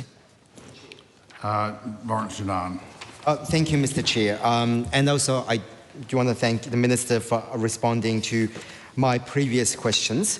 And also wanted to thank the Minister for responding to my questions for clause 215 on use of audiovisual links previously, so I appreciate that. I do want to move on to a further section, noting that others may have questions before that. And just to signal to you, Mr. Chair, regarding my colleague Kakurangi Carter's amendment for Amendment 646, it's part of a complete package around the elimination or the sunset clause around seclusion, and that's something we have discussed previously in part 2, I believe, already. So I won't be discussing the remainder of that particular amendment because that's already been covered. Thank you for clarifying that. The question I have around 219, which is the removal from New Zealand, and this is an interesting clause, and I appreciate that it is of sufficient significance that it's elevated to the Minister. I'm assuming the Minister for Mental Health. Can I just check, it doesn't give any indication as if that person would be a New Zealand citizen or not. And I think it is potentially concerning if we are deporting or removing citizens, or is this a temporary measure? I think that clarification is quite important. That's my only question, but I note that the Minister is clearly interested in the question. We'll get some advice on that. The Honourable Minister. Thank you very much, Mr. Chair. I thank those members for their contribution. I might just tie a few things that are connected off together around the members' amendment papers. There is several amendments relating to the annual reporting requirements, specifically around clause 211A and 211D from Ingrid Leary. I would not support them because the bill already has mechanisms to enable the setting of standards and ensuring annual reporting on implementation of the legislation. Also from the member Ingrid Leary, submitted amendment papers relating to the review of the Act, clause 212, and proposed new clauses 212A. I would not support that as there are already an annual report on implementation required under clause 211 and a 5-yearly review required under clause 12. There is a response. I can actually tie 2 questions from the respective members, one each, around reporting on seclusion Clause 209 provides the power to issue those guidelines which are secondary legislation. This it also refers to Clause 49, which sets out the requirements for use of seclusion and to show how it must be done in accordance with Guidelines 99 subpart 3A. Ingrid Derry. I'd just like to pick up on the point made by Lawrence Sunan around the removal from New Zealand, because I think the situation he may be alluding to is the fear of foreign nationals living in this country, where there could be a removal order used in a not in an ethical way, used to basically do an extrajudicial movement back to their own country. And we have seen, certainly as a member of IPAC, I have had concerns about some of the uses of Interpol and other things by foreign states to try to get their foreign nationals back into their own countries. Under this bill, the removal from New Zealand, the Minister must only be satisfied in having considered the advice of the Director. And I'm imagining that the Director, it talks about the will and preferences of the person, their support network, the care they'll receive and other matters the Director considers relevant. But that Director is going to be coming from a pretty clinical perspective. And all sorts of things can happen in the health system, and indeed historically has happened in the health system where if men wanted to divorce their wives, often those women would end up in the asylums. Now, I'm not suggesting that that would happen in this case, but I am suggesting that there can be an abuse of this, particularly if the information that is relied on is too narrow to make informed decisions around things that could have real impacts on the human rights of those people, including potentially having them go back into jurisdictions where we would not see that they would be safe or have access to a fair trial. So I just wonder if an amendment to section 219 could be made so that there can be another channel of advice or other channels that the Minister may deem relevant. It could be drafted quite broadly. For example, MFAT may have information, maybe even very sensitive information that the Director General would not have access to. And without there being an assertive outreach to those other agencies, there might be information that the Minister doesn't know that they don't know that is going to have an impact on that extrajudicial, potentially, move away from New Zealand. So just broadening it so that the Minister could have access to other forms of information which would be appropriate, particularly in the event of foreign nationals or people who might have links to other countries, would be another way to strengthen the safeguards in this bill for human rights. Thank you, Mr. Chair. I think important questioning from both members around Clause 219, removal from New Zealand. I think the first response to Member Lawrence Sunan, it's not limited to any citizenship or visa status. I would put out, if I'm correct with page 139, 219 subpart 1A, the Director must advise the Minister on the following: the will and preferences of the person, the views of the person's support network, the care that the person will receive once removed from New Zealand, and any other matters that the Director considers relevant. I'm sure you'll agree that the intent of this is more about managing a process in a safe way, where the preferences of the person and their family are a key focus.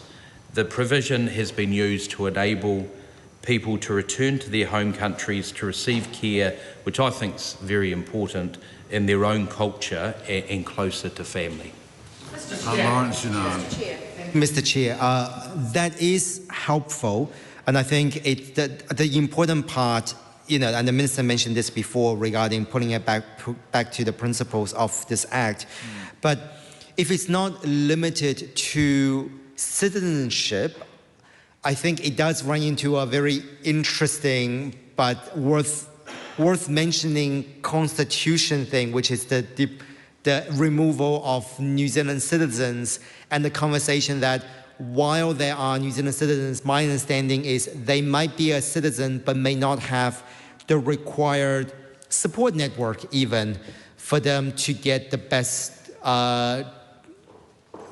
best care for their well-being. Would that be an accurate interpretation, Minister?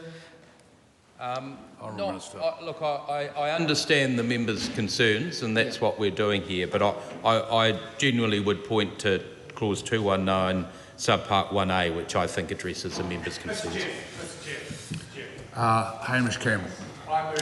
On this question now closed. The question is that debate on this question now closed. All those in favour say aye. To the contrary, no. The ayes have it. Please conduct a party vote. New Zealand National. 48 in favour. New Zealand Labour. 25 votes opposed. Green Party of Aotearoa, New Zealand. 11 votes opposed. ACT New Zealand. 11 in favour. New Zealand First. 8 in favour. Te Pāti Māori. 4 votes opposed. Taku Te Ferris. 1 vote opposed. Maria Meno Kapakingi. 1 vote opposed.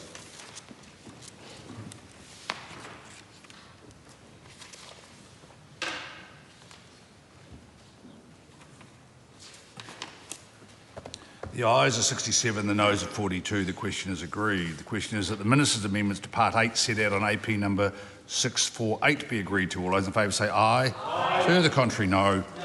The ayes have it. Please conduct a party vote. New Zealand National. 48 in favour. New Zealand Labour. 25 votes in favour. Green Party of Aotearoa, New Zealand. 11 votes opposed. ACT New Zealand. 11 in favour. New Zealand First. 8 in favour. Te Pāti Māori. 4 votes opposed. Taku Te Ferris. 1 vote opposed. Maria Meno Kapakingi. 1 vote opposed.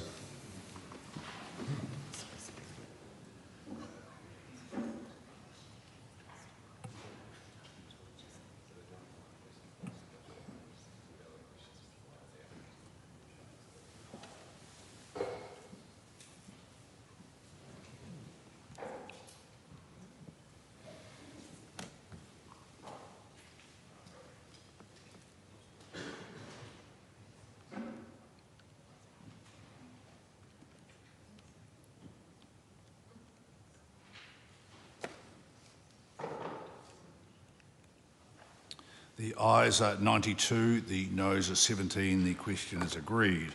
Kaharangi Carter's amendment to Part 8 set out on AP number 646 is out of order as being inconsistent with a previous decision of the committee. The question is that Ingrid Leary's tabled amendment inserting clause 211A relating to a national implementation plan for elimination of seclusion be agreed to. All those in favour say aye. Aye. To the contrary, no. Aye. Noes have it. Please conduct a party vote. New Zealand National. 48 opposed. New Zealand Labour. 25 votes in favour. Green Party of Aotearoa, New Zealand. 11 votes in favour. ACT New Zealand. 11 opposed. New Zealand First. 8 opposed. Te Pāti Māori. 4 votes in favour. Taku Te Ferris. 1 vote in favour. Maria Meno Kapakingi. 1 vote in favour.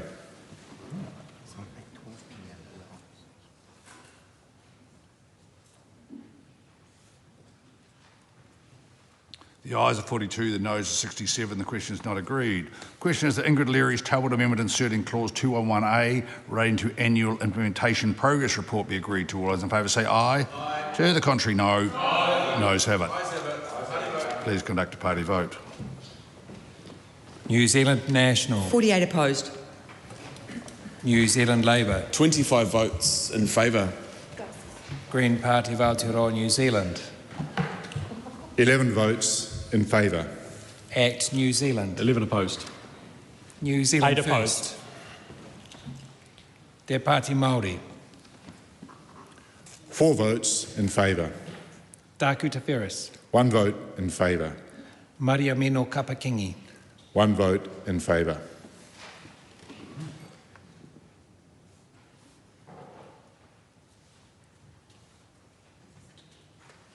The ayes are 42, the noes 67. The question is not agreed. Ingrid Leary's tabled amendment inserting clause 211B is out of order as being inconsistent with a previous decision of the committee. The question is that Ingrid Leary's tabled amendment inserting clause 211D relating to national workforce capability standards be agreed to. All those in favour say aye. Aye. To the contrary, no. Aye. Noes have it. Please conduct a party vote. New Zealand National. 48 votes opposed. New Zealand Labour. 25 votes in favour. Green Party of Aotearoa, New Zealand. 11 votes in favour. ACT New Zealand. 11 opposed. New Zealand 8 First. opposed. Te Pāti Māori. 4 votes in favour. Taku Te Whereas. 1 vote in favour. Maria Mino Kapakingi. 1 vote in favour.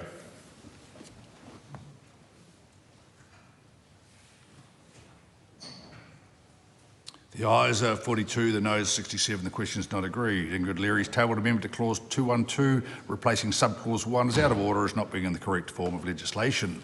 The question is that Ingrid Leary's tabled amendment inserting clause 212A be agreed to. All those in favour say aye. Aye. To the contrary, no. Aye. Noes have it. Please conduct a party vote. New Zealand National. 48 votes opposed.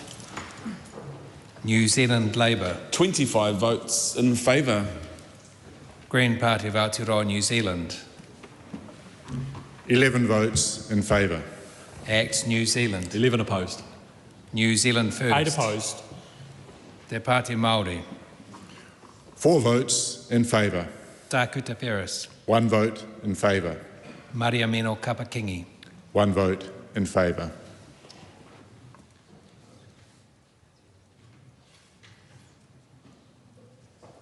The ayes are 42, the noes 67. The question is not agreed. The question is that Part 8 as amended stand part. All those in favour say aye. Aye. Contrary, no. The ayes have it.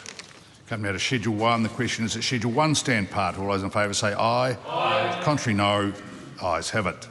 Come to Schedule 1A. The question is that the Minister's amendment to Schedule 1A set out on AP number 648 be agreed to. All those in favour say aye. Aye. The contrary, no. The ayes have it. The question is that Schedule 1A as amended stand part. All those in favour say aye. Aye. The contrary, no. The ayes have it. Come now to Schedule 2. The question is that the Minister's amendment to Schedule 2 set out on AP number 648 be agreed to. All those in favour say aye. Aye. To the contrary, no. The ayes have it. The question is that Schedule 2 as amended stand part. All those in favour say aye. Aye. To the contrary, no. The ayes have it. Members, we come now to a final debate on clauses 1 and 2, title and commencement. Dr. Lawrence Zunar. Thank you, Mr. Chair. And I think also it might be wise to also clarify to the House that while we support the bill overall, we do not support the Minister's amendment of changing pi order healthy futures with healthy futures pi order. And it's a bill that we did not support, and therefore I think it's in the essence of consistency, we cannot support that part of the amendment. On commencement date, the Minister in his amendment paper 648 has changed, or actually more accurately, has pushed out the commencement date of this bill by a year. So I think if it's okay for the Minister just to give, wait, let me finish. If the Minister wouldn't mind just elucidate the House on why it has been pushed out. And look, a very important question, and the quicker we can answer that, the quicker we get on to the third reading. I would point to the current legislation that we're appealing here dates back to 1992. We're now in 2026. This is a once-in-a-generation, 30-year repeal and replacement of the Mental Health Act. There is significant changes in the Mental Health Act that we are bringing into force today. It was always the intention that we would give the health system in New Zealand 2 years to respond to these changes, and that is why I'm very confident that with this new commencement date we send a very clear signal. On saying that, I do want to acknowledge Health New Zealand, from the board right down to our frontline workforce, who even before this bill will receive royal assent have been actively working on the changes that we are proposing. But let's be very clear. The point of this bill is to ensure that we provide high quality compulsory mental health care, and I think it's only right to ensure that we have the appropriate lead times, as was the original intent for this bill when it went through the Select Committee stage. Lawrence Sunan. Mr. Chair, thank you for that response, Minister. Just two quick questions on top of that, and one may have been partially answered, but I want to check in terms of Clause 2, Subclause 2, and this is specifically to do with Schedule 1 and some of the transitional measures as well. In terms of some of the current concerns that we have in the system, does the Minister think that that transitional measures is sufficient for the commencement date to be pushed out by 2 years, being my first question? And my second question is a very short one, and it's more of a curiosity. If this bill is being passed in 2026, can I still be called the Mental Health Act 2024? Yeah. Can I just correct, language is important because we are here today and have been for 4.5 hours debating the Committee of the Whole House, but the date has not been pushed back. It was always the intention to have a 2-year commencement, quite rightly, because Health New Zealand is a big system, and I want to ensure that we give the very hard-working frontline mental health and addiction workforce, it's my support for them to give them this lead time. Ingrid Leary. To take one call on this title, Mr. Chair, and want to echo the Minister's accolades to our very hard-working mental health staff all over the country for the incredible work that they do under pretty difficult circumstances, and probably fairly to say through successive government failures to enable them to work in up-to-date and modern facilities that would make it easier for them to uphold the rights, the human rights of our tangata whaiora. Having said that, I do wonder if we've got the name of the bill right. I note that previously the name was the Mental Health Compulsory Assessment and Treatment Act 1992, and given that we've only done a number of fairly incremental changes, in my view. We've talked a lot about what we want to do in the direction of travel, but we haven't really legislated for that. I do wonder if we should make the title really simply and just call it the Mental Health Compulsory Assessment Act. The reason I say that, Mr. Chair, is because the Mental Health Bill makes it sound like this is a bill that is going to advance people's mental health. And I don't know that it does. Certainly on the side of the House, what we are looking to do is recognise that mental health is a journey and that mental well-being is the destination and that people cycle in and out. What we have really is a bill before us that is very much in the minutiae, as it should be, of when people can be held against their will and have their human rights restricted. So calling it the Mental Health Compulsory Assessment Act, in my view, would better encapsulate that, because if it was a mental health bill, I would rather see more provisions in there that were around providing the environment where mental health staff could really lean into the mental wellbeing and recovery of tangata whaiora, including things like safeguarding for children, the environments that children are expected to be kept in, explicit safeguarding for their development in times of being kept against their will or under the bill. The same for our Māori tangata whaiora and culturally appropriate care settings and with culturally appropriate care being delivered. That hasn't really been legislated for in this bill. There were opportunities to do that through the amendment papers that we put on the table, including provisions for people to give effect to Te Tiriti all the way through the various parts of the bill, rather than just having a kind of holistic overview in Section 5. Alternatively, I think we could call this the Mental Health Lost Opportunity Bill, and that sounds a little cynical, but that is based on the amendment paper that the government brought to the House a couple of days ago, where we did manage to get some real safeguarding for mothers and babies. We know that perinatal mental health is extremely important. We have some of the worst statistics in the world when it comes to maternal suicides, and the involvement of mothers in being able to stay with their babies forms a huge part of their mental well-being. When we discussed this at Select Committee, we were very careful to choose words that would ensure that the safety of the baby was paramount and that the well-being and safety of the mothers and babies were paramount. And yet at the 11th hour we had this change to the wording in the amendment, and it just loosened all of that quite considerably, because it suddenly said in part 38A1AA, must give safety to the priority to the safety and well-being of the baby, and must make reasonable endeavours to consider. So it wasn't even a consideration, it was reasonable endeavours to consider, and then also talked about the views of guardians, and we heard a nominal response to our questions about parenting orders and parenting arrangements. I just wonder whether this is a wee way away from the title, where this maybe the third reading coming up might be a good Sure, opportunity Mr Speaker, but the point that I'm making is that we really didn't have a chance to interrogate that, and we were minded of this House, if we had had satisfactory answers to our questions on that amendment, to have voted in favour of the government amendment.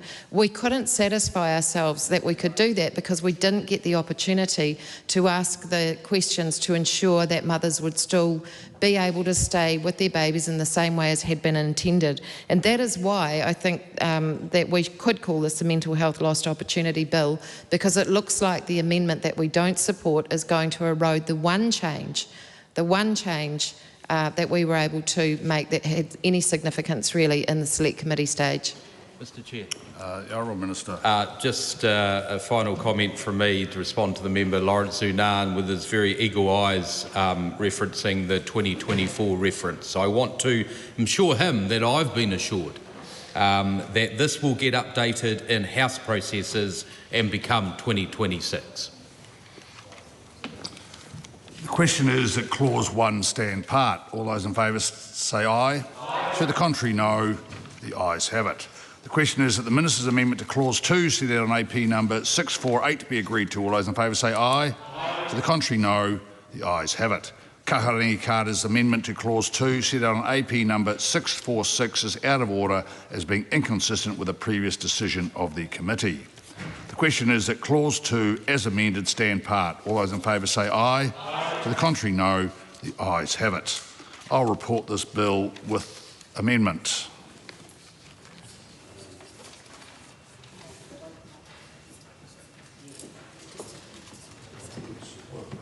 Thank you, team. Much appreciated. A lot of work. Thank you.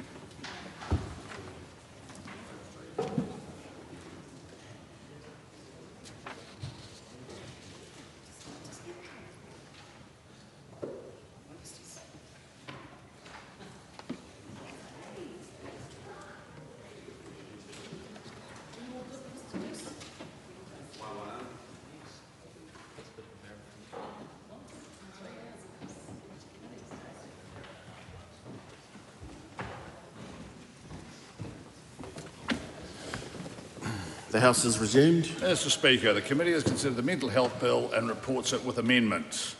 Mr Speaker, I move that the report be adopted. The question is that the report be adopted. Those of that opinion will say aye. Aye. To the contrary, no. The ayes have it.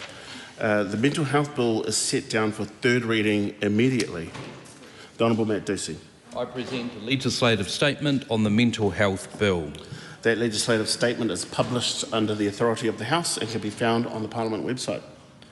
Mr Speaker, I move that the Mental Health Bill be now read a third time. It is a privilege to stand here as New Zealand's first Mental Health Minister today at the final stage of this bill.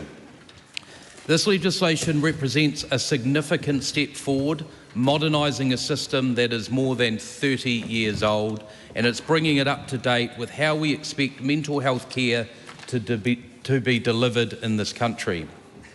The bill sits within the government's broader commitment to improve the effectiveness of mental health and addiction services.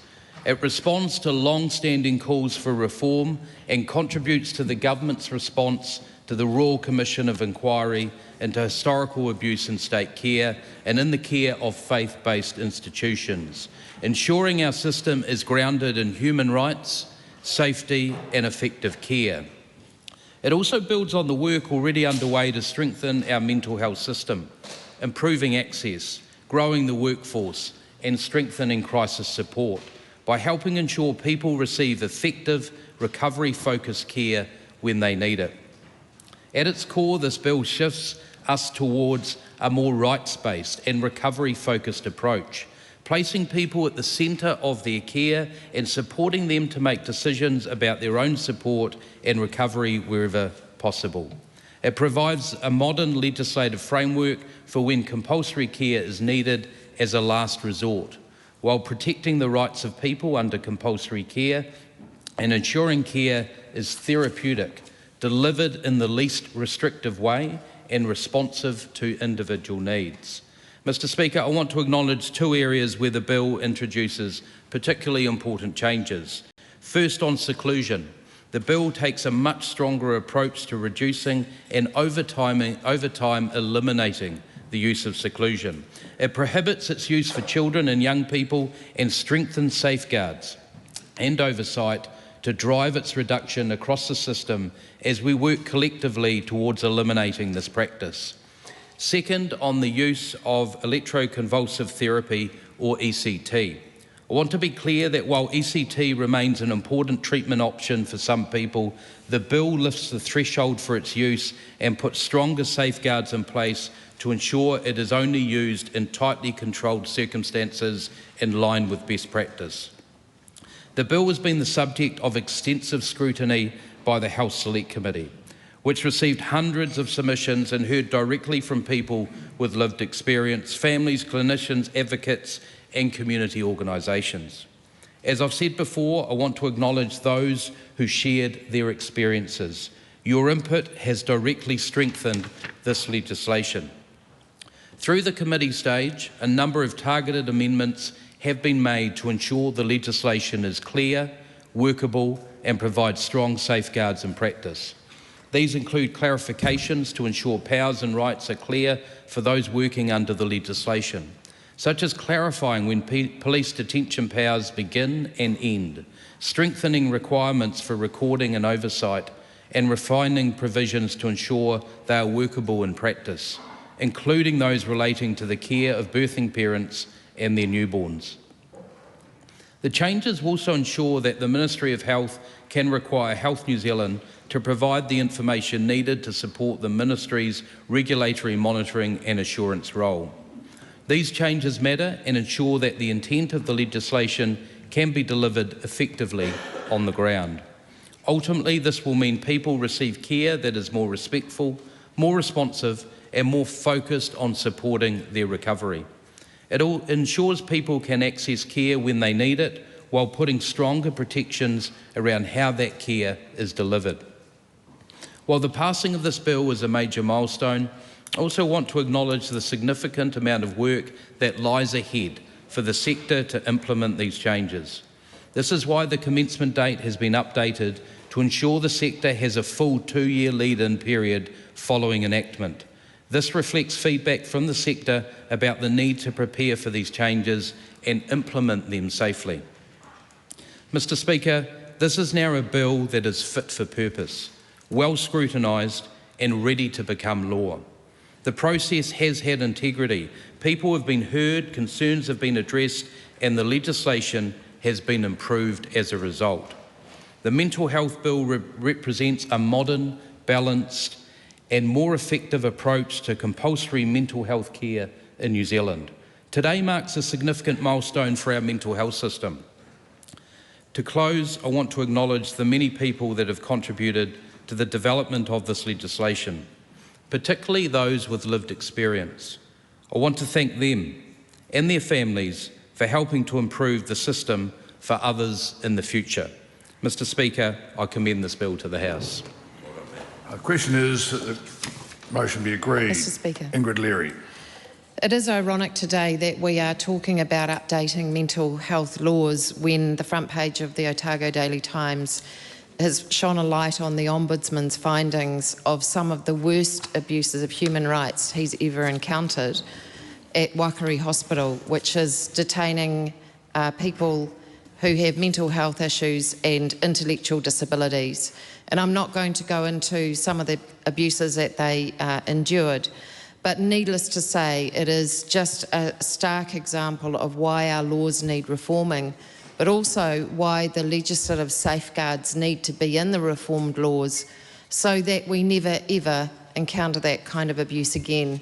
We hear that too often in this House. We have the abuse in state care, the abuse in faith-based care, the abuse in wākari, and we have this bill before us which is certainly an improvement on the current Mental Health Act.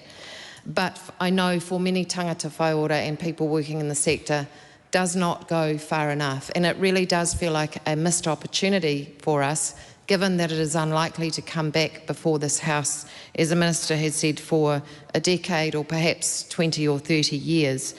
And the reason I say that is because we still have the binary definitions of mental health competence in this bill that fly in the face of best practice internationally, which would suggest that better outcomes are reached if people are assessed on their competence on decision-by-decision basis. That mental competence is a fluctuating experience. It is not a state or a label to be put onto a person, and the application of the law as it will currently happen under this bill doesn't allow us to get up to speed with that international thinking. The other element is around the participation of tangata whaiora, and a lot of noise has been made in the House about their increased participation, and indeed there are some avenues now for them to have more of a voice. But if we were really going to look at the evidence and take an evidence-based approach, I think it's worth putting on the record that the Health Committee saw no evidence that compulsory care orders work for the 6,000 people in our communities who currently live under them, and yet there is good evidence from other jurisdictions and studies conducted by people in New Zealand to show that those who participate voluntarily in their own mental health journey are far more likely to achieve states of well-being and to be in recovery. And so if we really wanted to make this a mental health bill, we missed the opportunity to think through how we could reduce the number of people on compulsory care orders and how we could skill up the sector and resource the sector to really be able to walk alongside our tangata whaiora and their families to enable well-being. Instead, what we're often seeing is people cycling in and out of the system, of feeling well enough to be out in the community, sometimes well enough to work. An event happens or a crisis point is reached for whatever reason in their mental health, and they're back into the hospital system and back under the Act. We need to be more aspirational than that, Mr. Speaker. We need to be looking at the evidence that tells us how people can achieve recovery longer. And I fear that in looking and focusing our efforts on the compulsion elements of this bill, we miss the opportunity to look at recovery through participation. We also don't want to overstate the changes that have been made to seclusion, because media seem to be a little confused in saying that this bill will end seclusion. Let me state very clearly in this House, it will not end seclusion. It does signal a direction of travel, and there will be an opportunity for regulations to be made, but certainly the ending of seclusion needs to be led with a legislative commitment. The order of events would seem to make sense to me, that when legislation requires something to be done, then resources are freed up and the sector is trained and things happen to enable the legislation, because people do not want to act unlawfully. Without that legislative commitment, I fear that we are simply kicking the can down the road. And with the best will in the world, if we also don't have legislative safeguards to then monitor how we are doing according to those performance plans of trying to implement an end to seclusion, how are we going to actually measure progress? The annual review, or the reviews in place for seclusion, are 5-yearly. What we said in our dissenting opinion on the bill, although we're supporting the bill, is that we wanted seclusion to be sunsetted within 5 years. That felt like a reasonable amount of time. And we heard a lot of really positive comments from the Minister about all the good moves that are happening currently in the sector to sunset seclusion and to have people trained up and be competent to do that. And two really good examples in Auckland and in Wellington where that has actually happened. So instead of being bold and sunsetting seclusion in 5 years and then providing the enablers through the legislation, it does feel like we've kicked the can down the road. This bill won't come into effect for a year or two, and so it's going to be an even longer time. And again, what we don't have is the requirement to report on it, which could have been made available through some of the 40 or so amendment papers that we put into the table. The other area of strengthening that would have been really valuable would be for vulnerable communities. I'm thinking here about our under 18-year-olds. We heard lots of very powerful submissions about how damaging the current compulsory care orders and the current compulsion under the Act is for our young people and for them to be accessing adult services.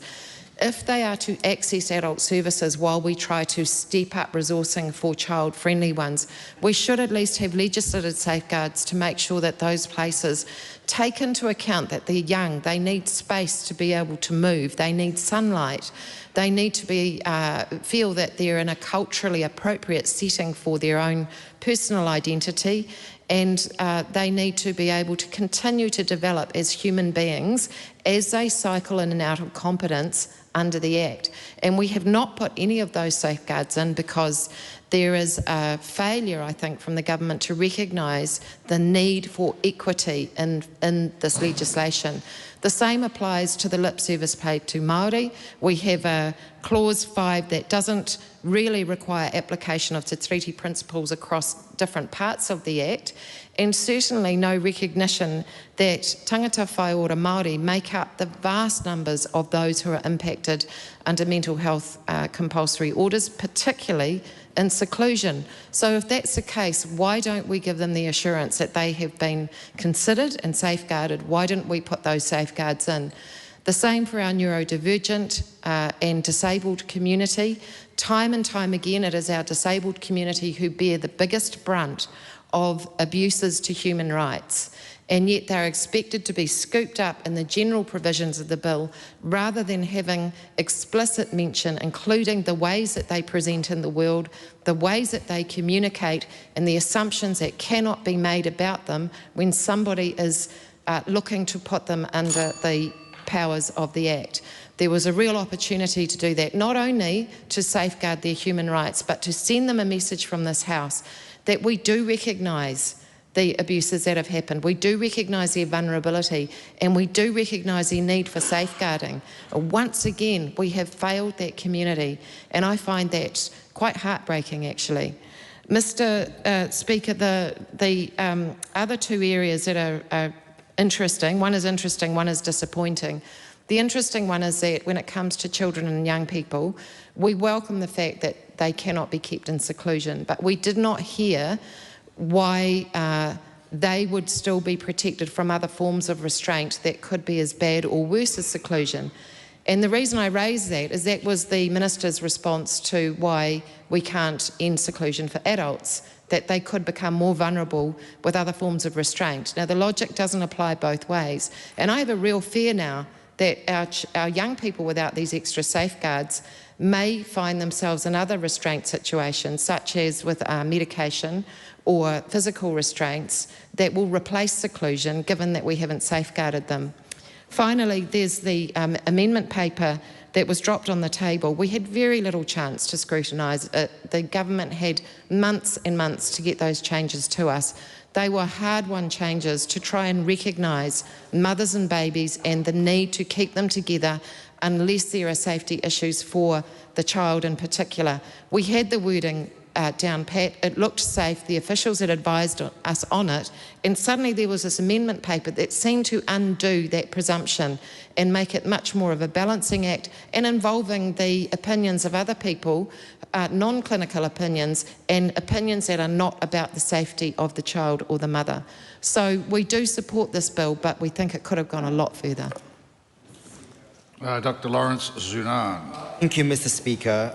So the Green Party does support this bill, but as the previous speaker has alluded to, that there are some serious concerns with this, which we will hopefully see further improvements as this bill gets implemented.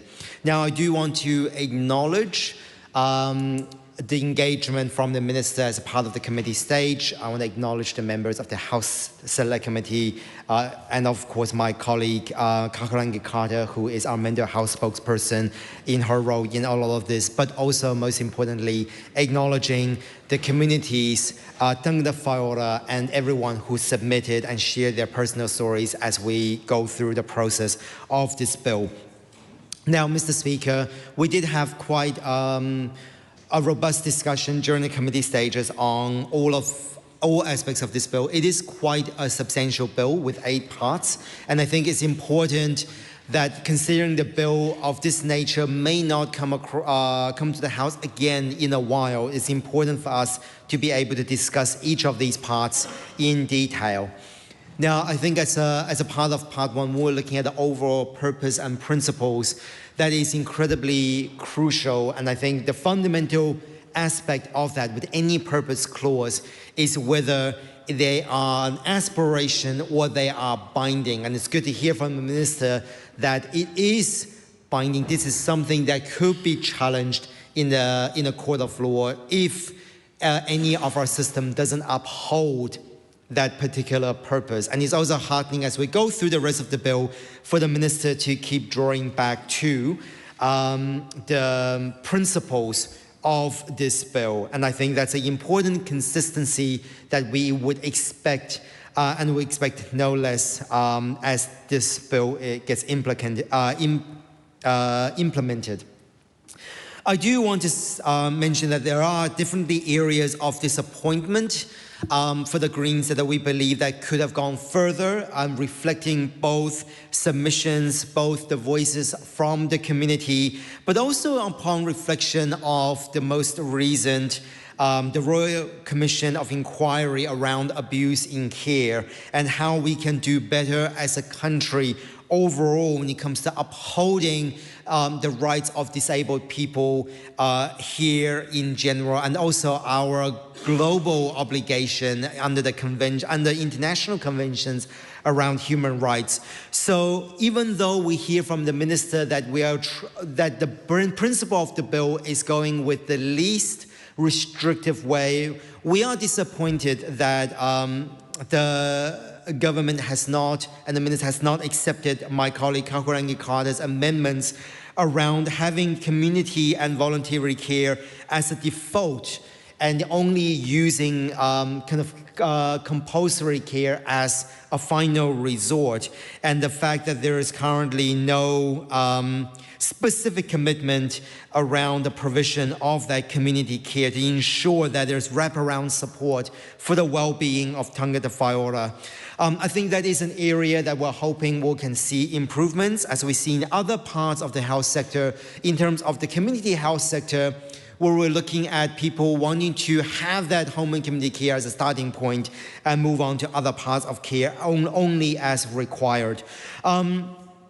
The other thing that is worth noting in terms of this part 1, which ostensibly could be the most important part because it sets that basis of how we are to understand the rest of this bill, and particularly the operationalization of this bill. And I think one other area that I feel could potentially be a bit of a gap is around clause 8 of this bill regarding the meaning and also under what grounds should assessment not be taken. And there are just a little bit of consistency when it comes to that and Section 21 of the Human Rights Act, where certain areas has not been considered. And I think when we're looking at the further part in part 8, when we're looking at removal from New Zealand, that we during the committee stage discussed that what happens if, for example, for certain cultures and for certain regions, unfortunately that sex is still an important factor and maybe a considered factor, but that's not a ground currently for a compulsory assessment, for there to be a prohibited grounds for compulsory assessment. So I think there are some consistency issues there that will be interesting to see how that would develop. Moving on to other parts of this bill, noting that the minister have had an amendment paper, and in most cases we are happy with the minor updates that the minister have made. But as we heard from the previous speaker, Ingrid Leary, Clause 38A that the minister has made around the ability for a birthing parent to be entitled to have the baby remain with them is a bit of a concern, and does seem like a move away from what the Select Committee has come to in terms of the point they're making, which is unfortunate.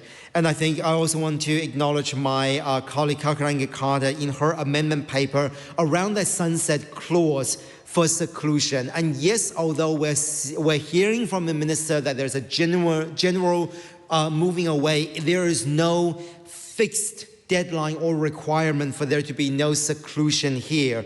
And as well as both in terms of seclusion, but also what we see in Clause 50 of this bill around electroconvulsive therapy, I do implore, and it's good to hear from the minister as a part of the response, that we can do better in how we report on that and the level of detail that we can report. And in the case of seclusion, we must have transparency around the hours that people are spending, particularly the consecutive hours that people are spending in seclusion, which the previous speaker has also alluded to as some of the more egregious findings, most recently by the Ombudsman.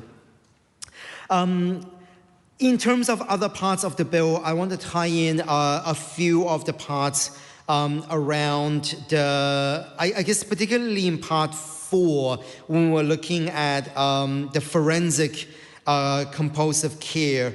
And I think that's an interesting interaction with something that we have seen just recently in the House around the debate on the declaration of inconsistency with PPO and EPO, with public protection order and extended protection order.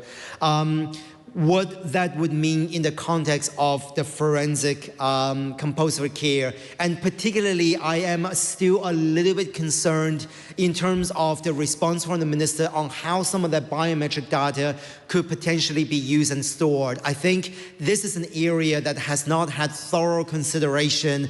And as a member of the Justice Committee, I know that this is something that the Justice Committee actually come across reasonably frequently, and it's important for us to make sure that across different agencies and different systems in our public sector that we do have that consistency on biometric data. And we're obviously seeing some of the more concerning areas with biometric data use, most recently within immigration as well, and particularly with Migrant 5. So I think that it's an important consideration to make.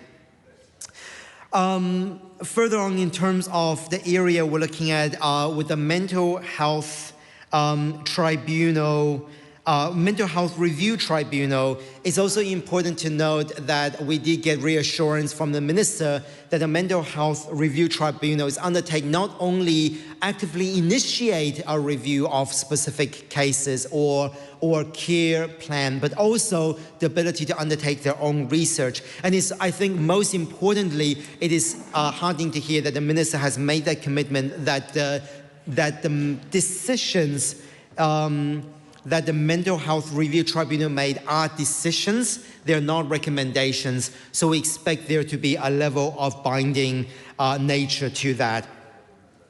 Finally, Mr. Speaker, I think it's also important to discuss that we did also went through some of the offences and the regulations. Again, all of these provides the overall package that in this particular area of our health system, that there hasn't been the level of accountability we would like to see, and unfortunately we have seen people falling through the cracks. So whether it's regulations, whether it's offences, it does provide that additional safety net. But I want to finish by saying that fundamentally it is important for us to ensure that tangata whaiora have the kind of safeguard that is based on allowing them to have the dignity and to make sure that their well-being is front and center. And I do want to thank everyone in our health system for their ongoing mahi in this area. Todd Stevenson. Look, I rise on behalf of ACT to add our support to the mental health bill.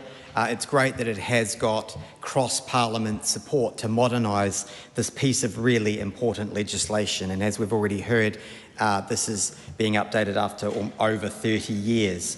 It is based on a rights-based and recovery focus. It is a modernisation.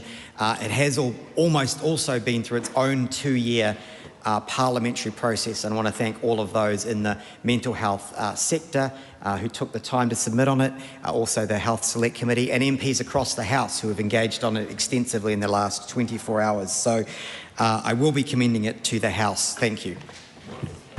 Jenny Markroff. Thank you, Mr Speaker. I rise on behalf of New Zealand First in support of the Mental Health Bill. These reforms in this bill will modernise the compulsory mental health care legislation. It is well overdue. The overhaul is absolutely necessary. It will place people at the centre of their care. It will be respectful of their rights in terms of their care. I commend it to the House. E te pika. Orini Kaipara. E te pika tēnā koe. I want to acknowledge that we are today taking an important step, a step that many people, many whānau and many communities across Aotearoa have waited far too long to see.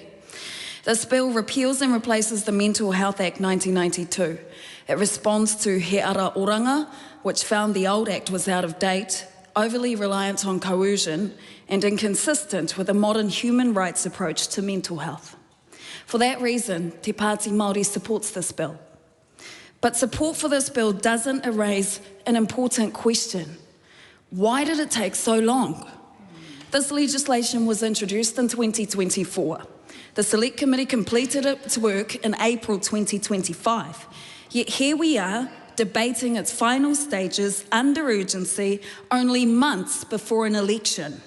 If mental health was truly a priority, if the lives of tangata whaiora, of rangatahi, of whānau and ainga, and of all New Zealanders were genuinely valued, then why was this bill not completed 2 years ago instead of today?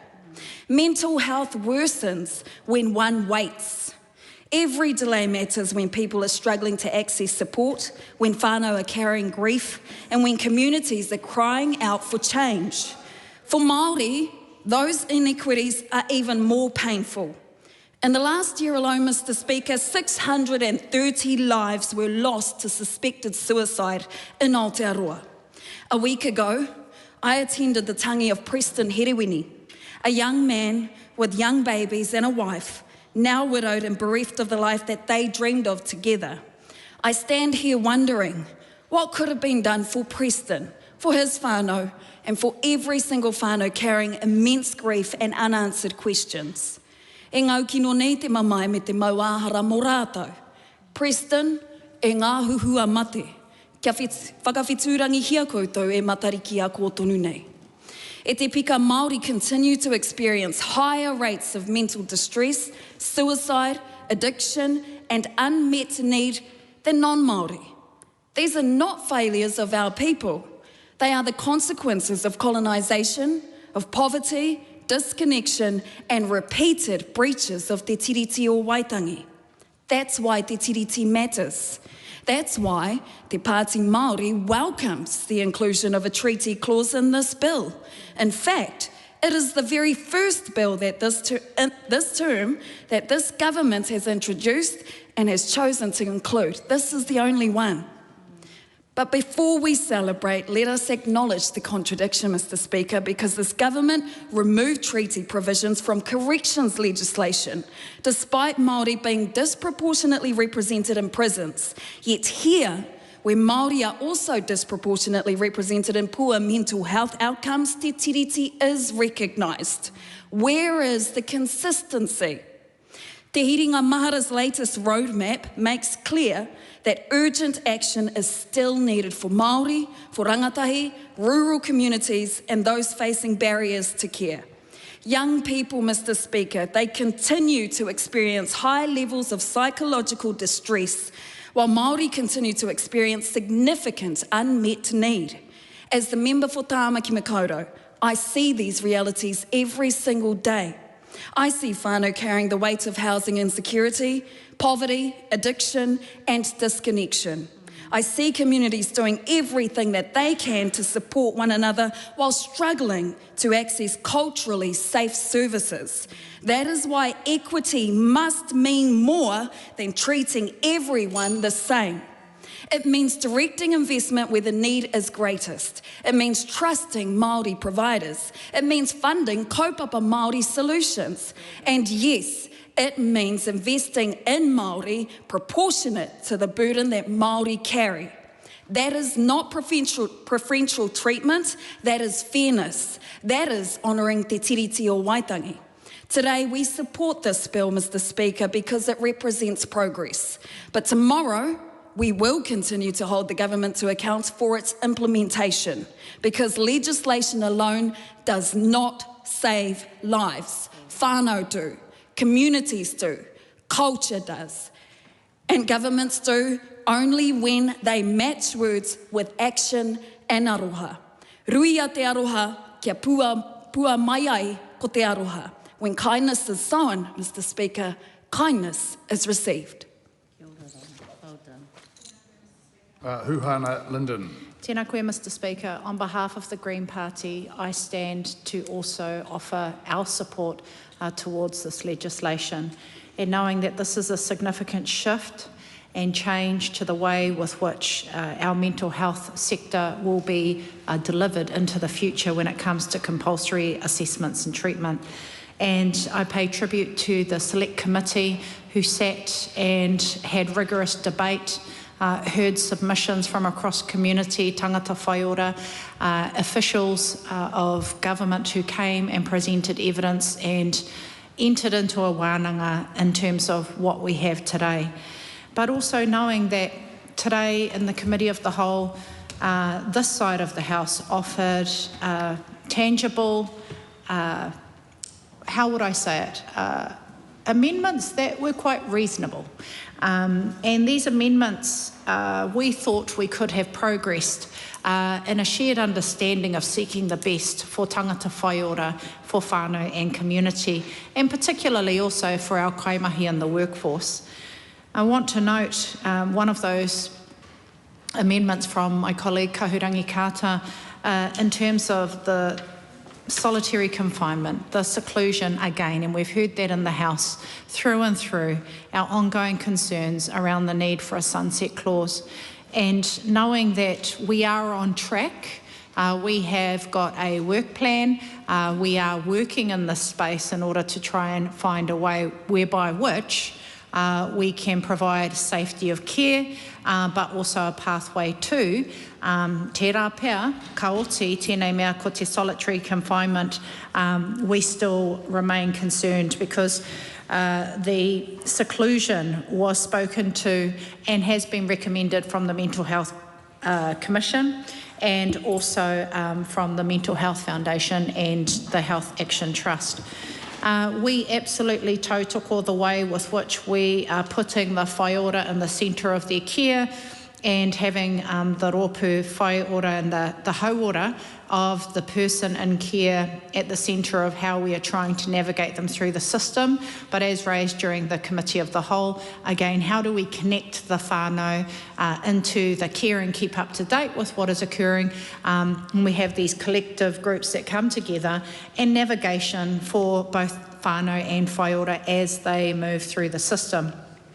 We look forward to the way whereby which, we can support those who may have neurodivergent and other intellectual handicaps, whereby we can look at them and provide consistent protections with the Disability Convention, and ensuring that pathways are non-coercive, that whānau are involved and centred, and that it is evidence-based. And that continues to be a theme that we share. But of course, it's good that we've seen some of the changes in the legislation that embrace and ensure that those of sexual orientation and gender identity, it cannot be used as a factor when determining someone's level of impaired mental health, and the stronger interpretations around the processes, and the way that we're able to, through the Committee of the Whole, go step by step in understanding where to from here, what does the hui whai ora do, where does the whānau sit, what is the definition of a mental health practitioner, and how we can keep our babies with patients as much as possible. So taking that, that tangata whai ora centred approach. So we do tautoko this legislation, but do want to see stronger measures around equity of access and the way with which rural and urban populations can receive the equity of care, as well as tangata whenua. While we do have te tiriti o Waitangi provisions within the legislation, there's always more work to be done. And I pay tribute to the way that submitters came into the Select Committee and raised these issues, knowing that by and large it is tangata whenua who are held in a compulsory nature. And how do we take an inclusive approach, how we support the whānau to understand what is happening, but also when they are released, the navigation back into community or whānau-based care. These are ongoing conversations, and it's about resourcing ultimately. This legislation will only be as successful as how much resource and kaimahi and training is available to support the system to be able to deliver better health outcomes for tangata whai ora and better health outcomes for our community. Dr. Hamish Campbell. Support of the mental health bill. We've got support right across the House for this bill. It's modernising our mental health framework, therefore I commend it to the House. Dr. Tracy McClellan. Thank you, Mr. Speaker, and Labor supports this bill. It's a law developed more than 3 decades ago that, as has been discussed on several occasions, no longer reflects society's more modern understanding of human rights, let alone mental health. So this reform is long overdue. Mr. Speaker, the bill establishes, as I said, a much more modern rights-based framework. It recognises that mental health care in general, where possible, should be delivered with people and not to them, not done to them, and these are significant improvements, and that is the principal reason as to why Labor will support this bill. However, at third reading, I just want to take a couple of minutes today to say that we also have to be honest about what this legislation alone can't do and can't achieve. The new law can create rights, and it does, and duties and safeguards, which it does, but it can't by itself provide the staffing, the facilities, the community services, the cultural capability and all the time required to actually make those rights into a reality. And that concern, I think, has been raised not only by people on this side of the House, but the mental health organisations and the clinicians and advocates and people with the lived experience who submitted on this bill during the process. But these are not reasons to delay this reform. They are reasons ultimately to properly resource it. And I want to also take the time to acknowledge everyone that works across the mental health and addiction system. Be that psychiatrists, psychologists, nurses, social workers, occupational therapists, counsellors, peer support workers, cultural workers, advocates, and all of those community providers and support staff who, quite frankly, don't get the recognition that they do deserve and work under really tough circumstances. They work with people who are often at their most vulnerable and experiencing the most frightening moments of their life, and they make considered decisions to make those lives better. So a rights-based law must not simply place more responsibility on those very people who are doing that work, on those individual workers, while failing to address some of the conditions in which they actually do that work or are expected to. So, Mr Speaker, that means that the government, whilst we're happy to support this bill, we acknowledge it is not the end of the road. You know, this is the first step. The next step is we want to hear and we want to see, and we will keep asking questions and keep monitoring as to where a really good implementation plan lands. But we welcome the improvements made through Select Committee, and I'm not going to go into the details. I think they have been well traversed, both through the Committee of the Whole and through the contributions to date on this third reading. But I do just also want to acknowledge that ending seclusion requires appropriate staffing. It requires all the requisite therapeutic facilities, specialist training, and those alternate models of care if it's going to happen. Simply the intentionality and the purpose within this bill, which will soon be legislation, isn't going to be enough to achieve that aim unless there's something a little bit more definitive behind it. So this bill is better than the law it replaces. Excellent, but passing it alone is not the end of the reform, and as I've said, it's just the beginning of the implementation phase, which we will be keeping a close eye on, but Labour does support this bill. Carlos Chong. Mental health care has been handled. This bill modernises the system, strengthens safeguard, and ensure we don't repeat those mistakes again. Most importantly, it balances care with dignity and support with human rights. It puts patients at the centre of decision about their own care. By focusing on patient first, this bill will improve outcome and enhance well-being. I commend this bill to the House. Right, the time has come for me to lead the chair for the lunch break. The House will resume at 2 p.m.